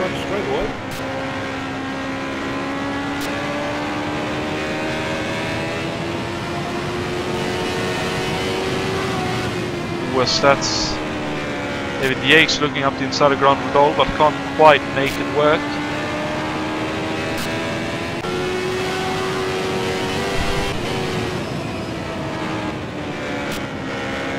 Looks like both Grant Riddle and Richard Coxon are struggling with slightly loose cars at this point in time. They've been on these tyres for quite a while now, so they're probably starting to go off a little bit.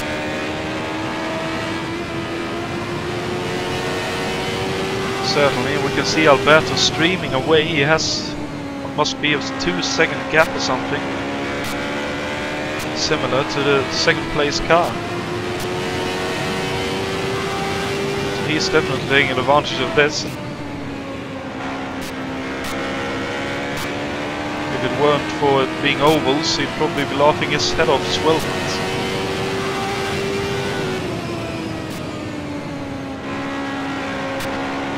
Yes, the fighting is still going on for the 2nd to 5th positions. Although they partly spread out to try and chase after Alberto, it feels like. Right there, Jonathan, the gap stopped growing as quickly as it was. I realised that while they're all fighting each other, Alberto was just driving away with it. Of course, 4 cars working together is quicker than 1.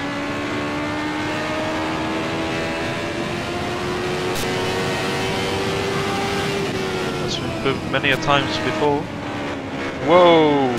As David had a big run into 1 and almost nailed Grant in the rear, smacks the wall on the exit as well as David, so not sure if he picked up any damage there, but he definitely had quite a very poignant moment there. That doesn't look too unstable just yet. He might have gotten away with that, but we'll have to keep an eye on him. I think if there's damage from that, it's probably push rather than oversteer. Of course, I could be wrong.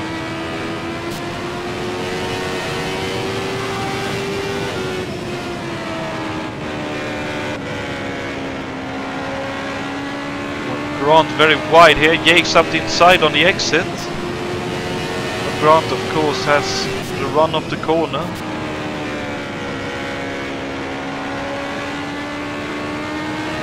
Look here comes David with a massive run. See if he can make it work. Through one. Oh, they're actually swapping paint here. Oh, and Yakes just about files out in front, coming out to 2. Just coming up on the back markers now as well, so that might add an extra little thing to the mix here.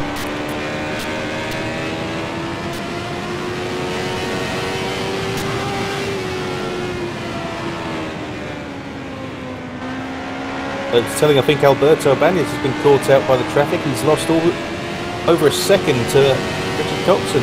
Now 8/10 is the gap. Down to 5/10. Richard Coxon's visibly closing in on Alberto Abanez for the lead. Austin Johnson's not far away as well. Once Bruno Chacon gets out of the way. Does Alberto Abanez have a problem? As that 2-second gap has disappeared in the space of 2 laps. Let's have a quick ride on board with him, see what's going on. There seem to be any issues right there. 23. Just been slow through the traffic, perhaps. It would seem like it. I mean, a 23.8 on his own ain't bad.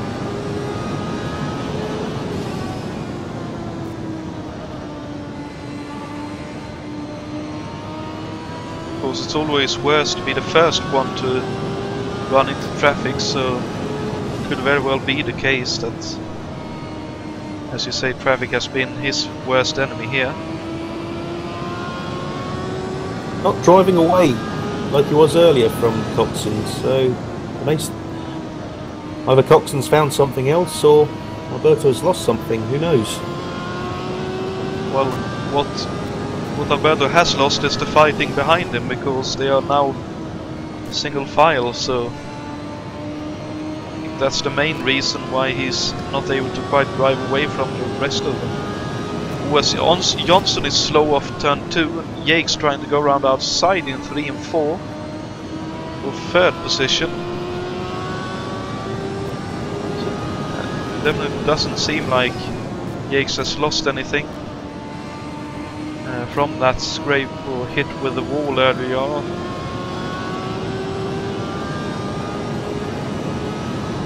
You can see nods, he's right on Austin Johnson's gearbox as they come through turn 3 and 4. It's looking to get the run. Go past Nick Chapman as well, coming through turn 1. Chapman goes wide, keeps out of the way very nicely. Oh, that looked a bit close, but no harm, no foul.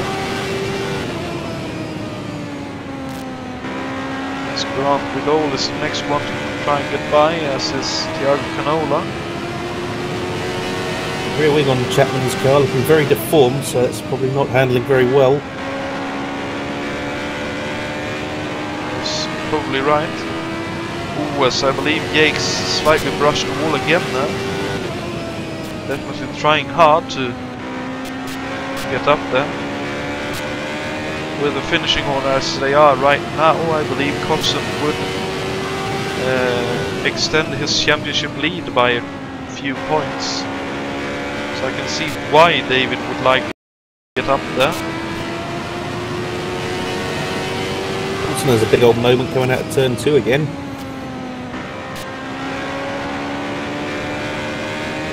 It doesn't seem to have slowed him down any. No, certainly not. In the meantime, behind them, Lavac is running a 7th. Another big slide for Johnson in turn 1 this time, and it's cost him a lot of momentum. David Jakes goes through down the back straight. But inside for turn 3, and Jakes takes 3rd position.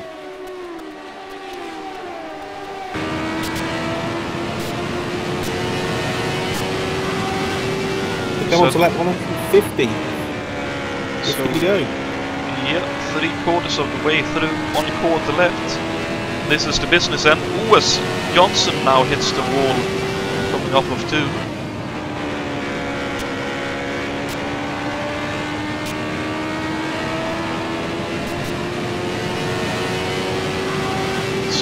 It's fantastic to get some green lap racing going here.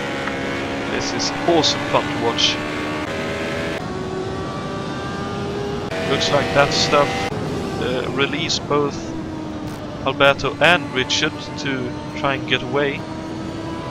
I wonder if it's a case for Alberto, perhaps that his car heats up the tires quite a bit, so that's why he's struggling with all that extra power in the car, that the rear tires heats up, and he has to work very hard to later in the run keep the car under control.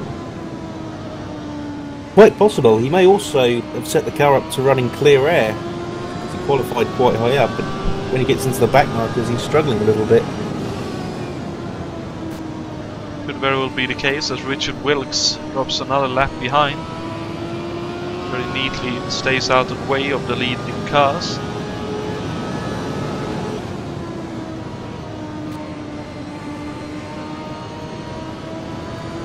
As Pascal Mikkola now also drops off the lead lap finally.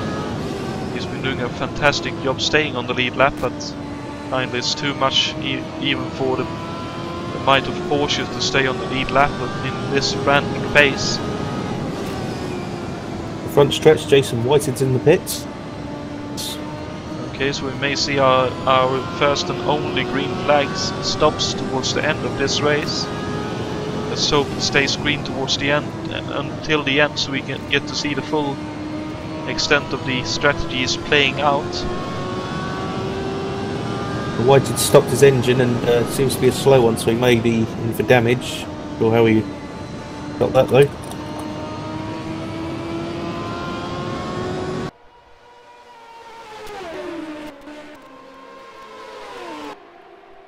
It certainly looks like Grant is struggling with his either car or tires at this stage. He's dropped quite a bit behind the rest, that being 2 seconds, so being Grant and knowing how good a driver he is, that's quite a bit of time to drop. And Thiago, of course, as he's been struggling with the car, is also another couple of seconds behind by now, slightly hampered by traffic. But Rob Swindell's... Sorry, go ahead. I'll say it's the longest green flag run we've had so far, so we may be discovering new things about their cars and how they behave in full fuel loads and in traffic. Indeed, and some maybe saying to themselves, this is lunatics. Oh, as Richard Coxon has lost out. Not sure how that happened, but he's down to I believe 4th by the end of this lap. It is indeed. Oh no, Ibanez is coming into the pits. Okay, so that's a green flag stop. Let's see what happened. Oh, Coxon was actually very close behind Alberto the lap before, and didn't get the run off the corner, and David Yates and the others with the run, as Coxon, looks of things, set a very quick lap just afterwards. 23.7, so his fastest lap of the race, about 1/10 off the ultimate pace of Alberto. We'll see, where does Alberto file out on the track? He's 8th. He will... ahead of Pascal Mikula, so he probably has lost a lap there in that stop. Yep, but it Mikula's looks got like a big he'll... run on him. No, I think he's good now. He needed to stay ahead of them to get some clear air, and he has gotten it, so let's see what he can do. Thiago Canola's just come out of the pits as well after what looked like a routine stop. Okay, and Lavac into the pits.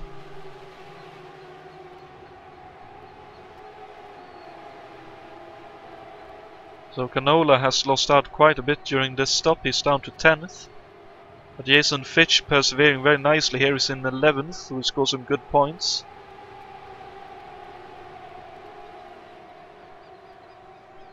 Let's see what happens up the front here. As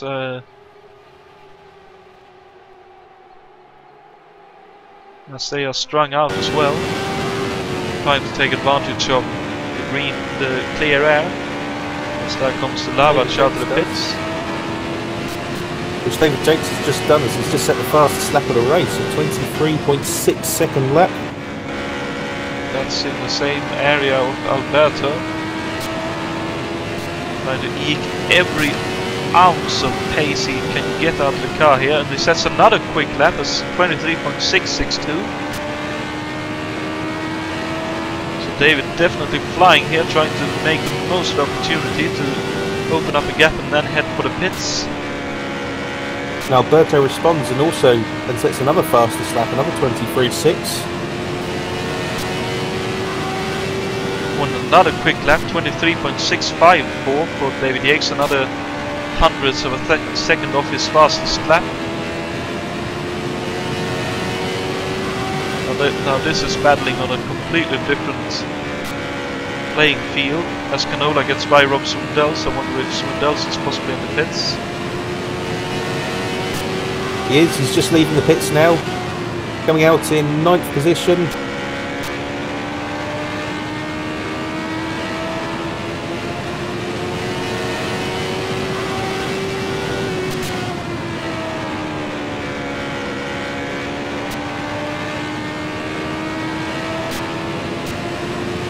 As Austin Johnson heads for the pits.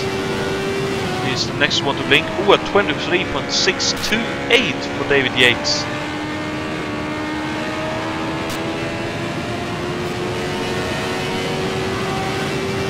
The Hamilcar machine is flying here. David Yates being a very good setup guru here. As Coxon heads for the pits, is doing the most he can. But that's a very slow lap, 23.9. A very good stop for Austin Johnson. He comes out in 4th position and not that far behind David Jakes, who's a lap on him. When Alberto actually lost out, he's 8.5 seconds behind Austin Johnson. And here comes Grant out of the pits, as is Coxon as well. There goes Johnson around Grant. Let's see if Coxon can stay ahead. He'll join, of course, with cold tires and not up to pressure. So this will be interesting to see. No doubt now David Jakes will be praying for a caution flag. Oh, for sure. But Coxon is just about on the lead lap here. As there goes Austin around outside of Grant for 3rd position. Alberto bit behind still, 7 seconds.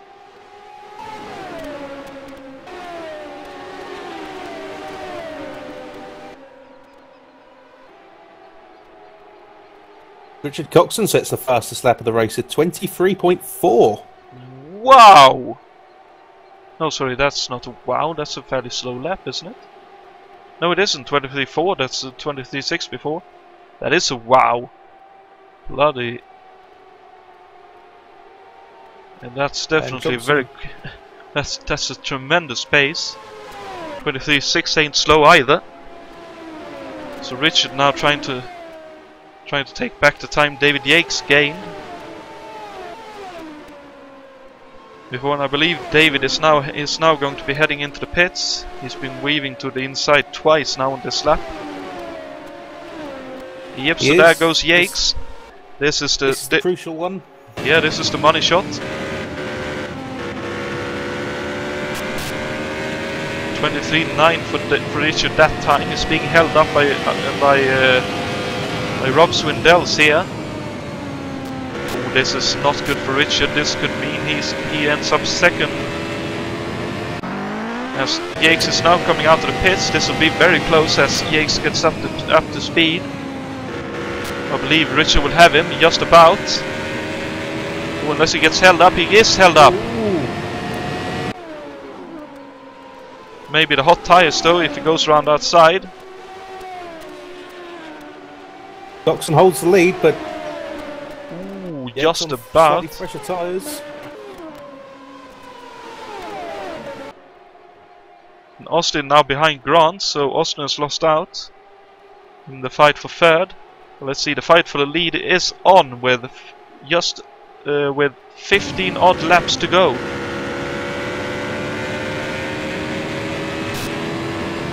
A few more than that, Jonathan. Lap 175 starting now, so 25 to go. Oh, sorry, yeah, sorry, my bad. Oh, as Coxon runs wide. Yakes up the inside.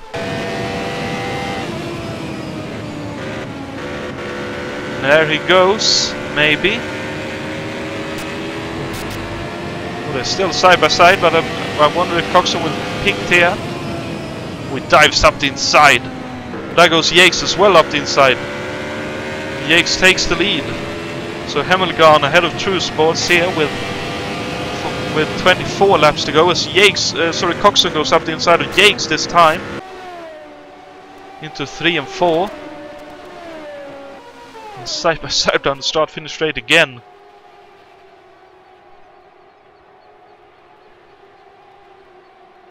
There's nothing between them as they start lap 177 down the back straight. Jakes just takes the lead. Coxon has another look at the inside, but he can't quite do it.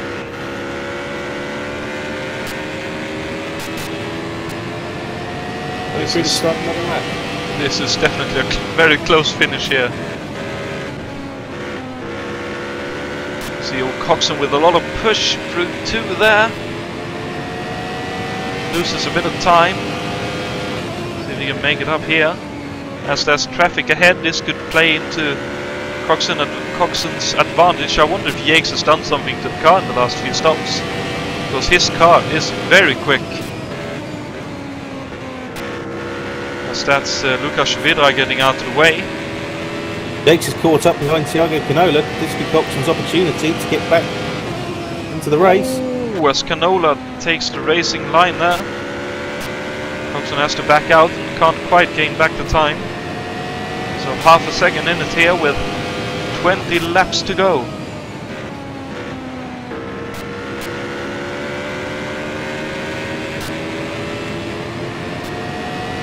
Looks like Yakes has put the boost up here. He's pulling away. Further down the order. A bit further down the order, Yuha Boss seems to have a problem. He's going very slowly and looks to have a slightly crabbing car. Well, I wonder if he's brushed the wall somewhere then. It looks like it. He's just in front of the leaders now, coming up towards turn 4. He gets right over to the inside of the track. That car's looking very awkward.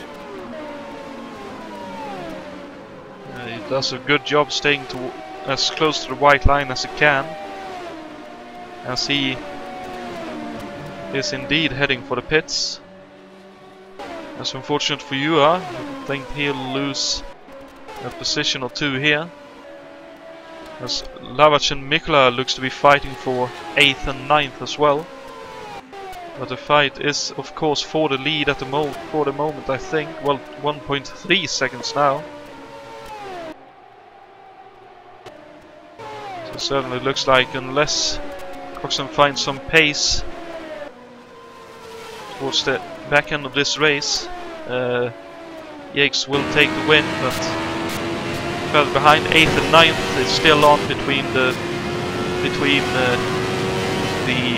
Cosworth powered Machinists Union Team car and the Porsche powered March in the hands of Pascal Mikla. And they've been fighting for most of the race here. I wonder if they are starting to worry about nightmares about one another.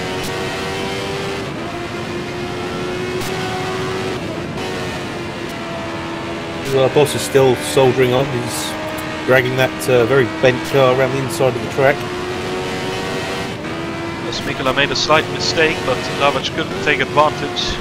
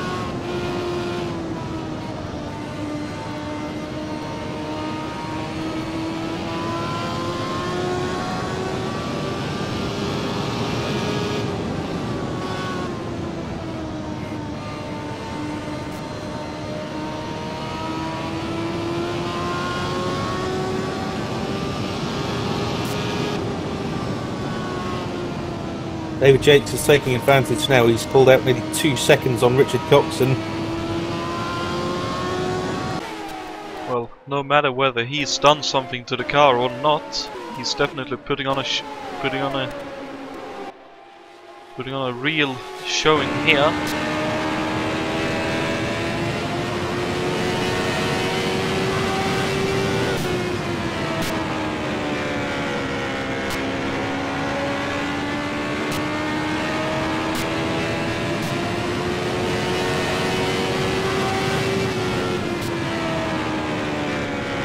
As up ahead of him, there's contact between 2 left cars. That's Peter Lavash, and I assume then that the other car was Mikola. So the fight for 8th and 9th. Just had a little bit of contact. Lavash drops back behind Yakes.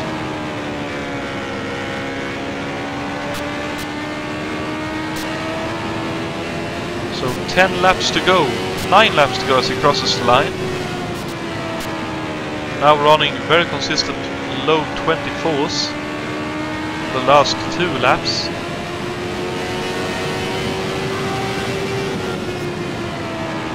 Jason Fitch breaks into the top 10. He's gotten past the stripping car of Juha Boss. Still limping it around on the inside of the track. Well, Juha clearly wants to finish this race if he can.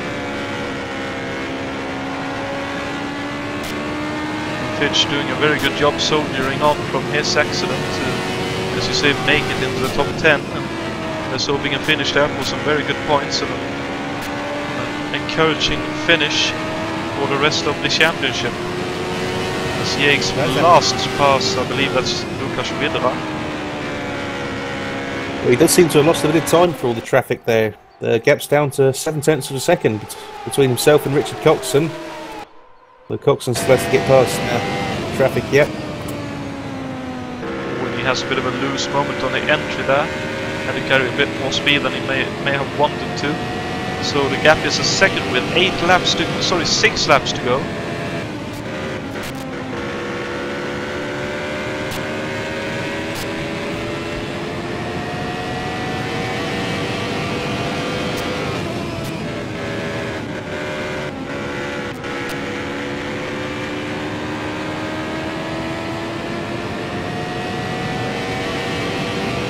Front straight, we've got Richard Wilkes into the pits for a... Oh, we have a yellow! Oh, it's Juha Boss. Looks like he's gone off at turn 2. That's really unfortunate. He really was struggling with that car. And the car just finally gave up on him. And it spun him onto the inside of the course. Into the barriers. And yeah, I can understand why there's a yellow with that. It's very unfortunate. And I wonder that may if very well be the race. Well, it's difficult to say. We may have a white green or a green checker. Depends on how much pieces of the car they feel that they want to remove from the track. But with a possible checkered flag around the corner, David Yates in the lead. Now 2 tenths ahead of Richard Coxon, who's right behind him on track. Grant Goodall third, 4th for Austin Johnson, 5th for Alberto Ibanez, 6th for Thiago Canola, 7th for Rob Swindell, 8th for Pascal Mikola, 9th for Peter Lavac, and 10th for Jason Fitch, 11th for Juha Boss, with that unfortunate incident just now. 12th for Lukas Vidra, 13th for Richard Wilkes, 14th for Bruno Chacon, 15th for Mick Chapman, 16th for Jason Whited, who's had some issues later on in this race, but still soldiering on. So fortunately for him, just outside the points at the moment.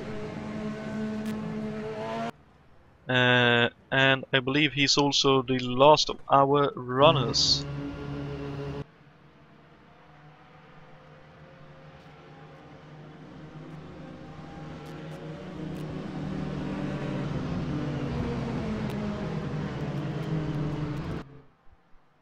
And yeah, that was a great green flag run. Just unfortunately it may have come to an end right here. We'll need a green next time by for this to be a race to the end. We will do, but I'm not convinced we'll get one, which is unfortunate. Bad way for this very exciting race to finish, but we had a very good run while it lasted. Certainly, it also proved who had the pace and who didn't when they actually got to race for the positions, I suppose. Both Richard and David put on some really good driving there, but unfortunately we will finish with either a green checker or a yellow checker as we go on to the last lap of this race. But both of them put on a good show, and David Yates just barely got out in front with a good pass on Richard early on in the run, and then continued to show that he had more of the pace here tonight than anyone else.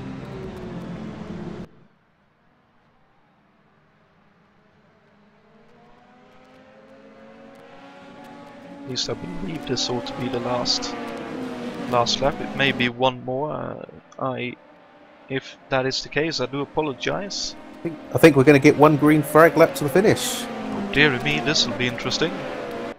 It is. There's the green. Wow, this will be interesting. Let's see what happens here. As Yates has a bit of a lackluster start, and Coxon trying around outside. Oh, side by side on the exit. Coxon is easing slightly ahead. Into the last corner we go. Oh, still side by side. Yates on the inside. Oh, this will be a side by side finish here. Who will get ahead? Who will win? It's David Yates by my God, 6 thousandths of a second. Holy God! Wow! That's the closest finish we've had since I believe the Michigan 500 last 2 years ago. My God! Wow!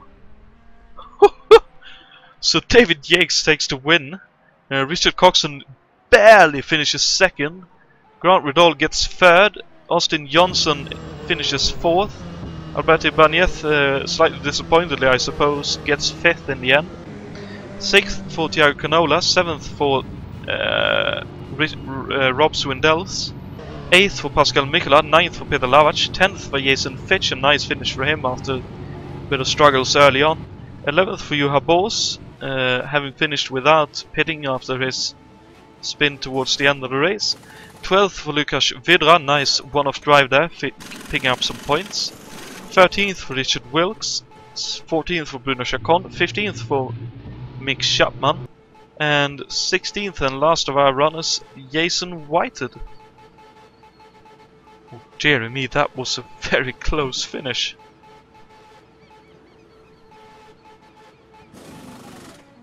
Indeed, a very exciting way for this very exciting race to end. A brilliant drive there by David Yates and some very well-deserved victory donuts on the start-finish line. And understandably so, that must have been heart-wrenching for him to run side by side towards the finish line.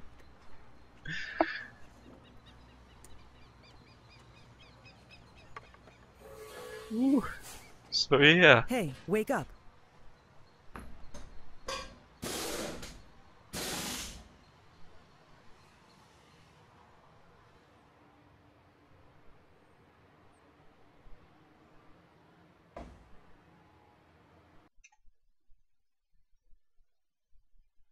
As we're User just joined your waiting channel. for, and here comes one of our drivers, Pascal Mikola of the Porsche North America team. Good evening. Hello Jonathan, hello Dave. Whew, Good evening. I don't quite know what to say, so just ask me. Yeah, I don't know if you noticed how close the finish at the front of the field was, but I noticed You had quite a long race battle with Peter Lavac, by the looks of things. Oh yeah. Oh yeah, I did have one indeed. That was actually incredible because I always was right on his tail whenever we hit the green, and suddenly he always pulled away, and I couldn't catch him until I don't even know how he landed behind me, but that last lap shootout kind of almost bit me.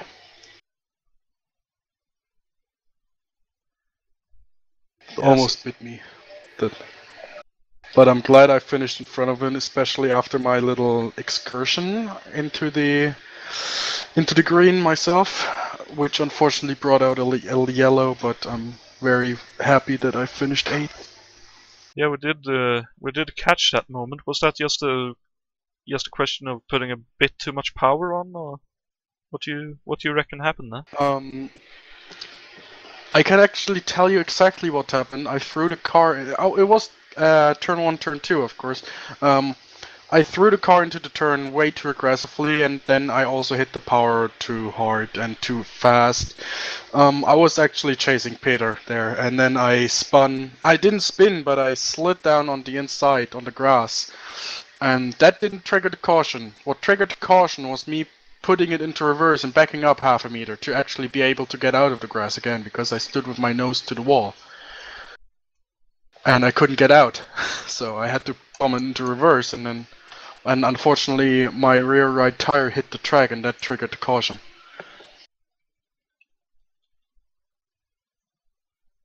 I think that may well have been your saving grace, though, because you're able to stay quite close to the lead lap and hang on to your position as a result. Actually, yeah. I must say as well that my pit strategy, my fueling strategy and all that actually paid off quite well in the end.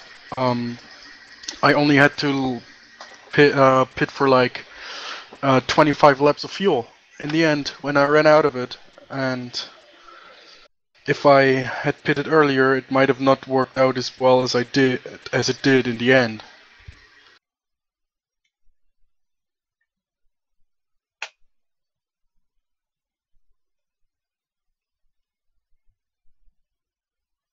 Sound muted. Sound resumed.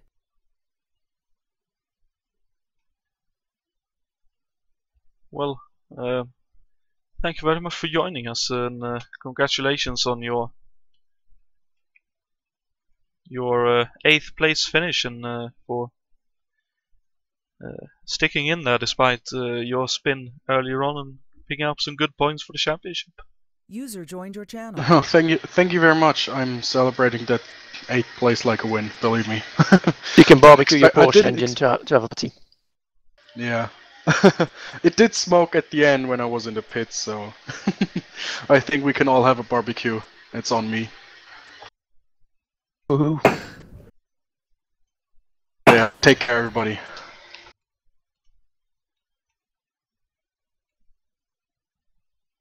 User disconnected from your channel. And we've also been joined by Juha Boos as my keyboard is playing up. Would you mind telling David that he can join User us joined well your channel. when he feels ready? As here he comes. But you are first. Good evening. Evening, gentlemen. And well, Juha, looked like you had quite a interesting race. A horrible one. No, I had a problem lapping someone because of warping. So hit the wall. That put the suspension out of line. And I kept it going for more than 100 laps until I finally lost it and hit the wall properly. Which caused me going really slow when I lost it again and at last caution. My car was a bit falling. It wasn't quick, but at least I got in the points. That's more or less all that can be said about this race. I reckon on speed I could have done a lot better, but I have to wait for Indy.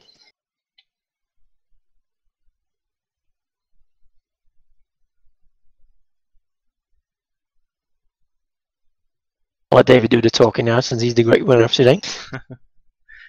Yeah, well, yeah, if you feel like it, but still, congratulations on picking up some points, Johan, for Thank sticking you. in there. And yeah, David. It felt like a drift car. Okay. Well, David, one of the closest finishes we've had here at HSO. I suppose it was quite gut-wrenching to run towards the line side by side like that.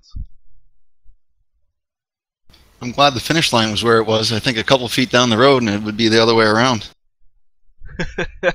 Okay. No, it was great there at the end. We actually got some green flag running. We saw some strategy play out. From my point of view, the race was fantastic. Got to see a lot of things happening, racing. And then I think for the spectators, that one-lap shootout at the end was great for you guys, but yeah, certainly not what I was looking for. Yeah, it was certainly a good battle to watch. But yeah, earlier on in the race, it looked like you didn't quite have the pace compared to some of the others. Was that just you taking it easy, or did you make any changes to the car during the pit stops to improve it? No changes. There was definitely a phase in there where I tried to back it off because things were just getting a little too chaotic. Plus, I think I was on a little bit of an alternate strategy for part of the race there, so I was probably carrying different fuel loads than other people. But no, car was great, solid. I really had it set up for the long run, so the fact that it went green at the end there really played into my hand. I think the longer the run was, the better my car got.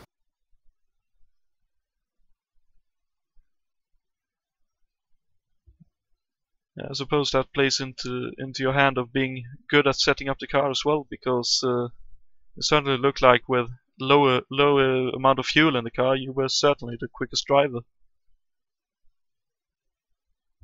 Yeah, that was the reward, and the penalty was that I maybe wasn't quite the quickest on the full load at the beginning, but it worked out. So definitely pleased with that. Gotta say, congrats to Mr. Richard Coxon. That was a couple times there during the race. We were side by side for multiple corners, and always gave each other space, and really appreciate running clean like that. That was great.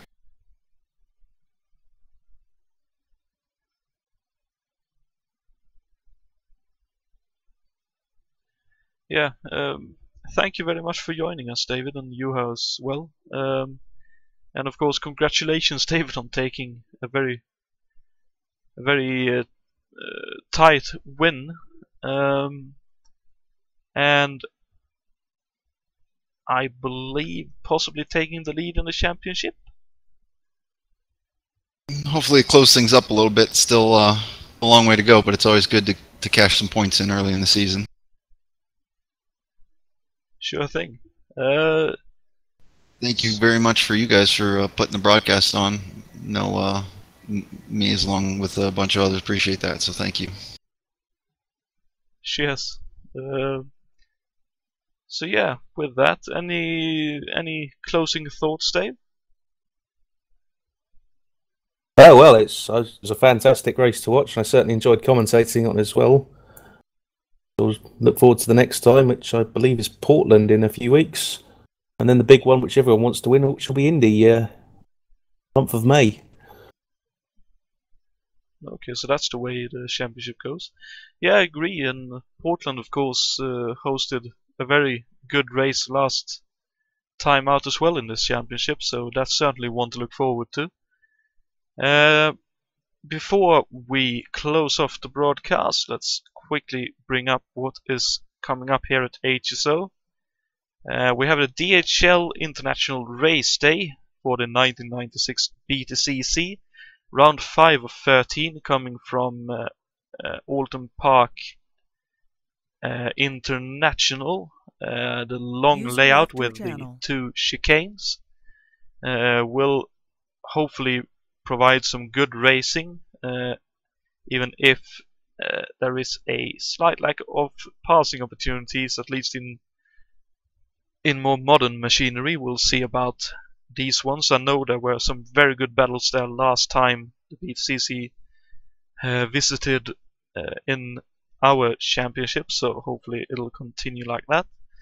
And we also have on March 24th the Pro Car BMW M1 Championship returning from Hockenheim this time around. That thread will open up.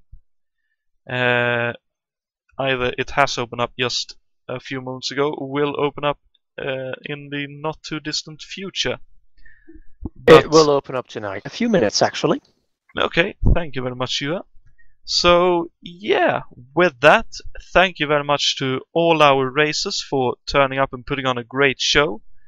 To Juha, David, and Pascal for joining the broadcast booth and having a post-race chat with us. And thank you very much, Dave, for joining me for the broadcast.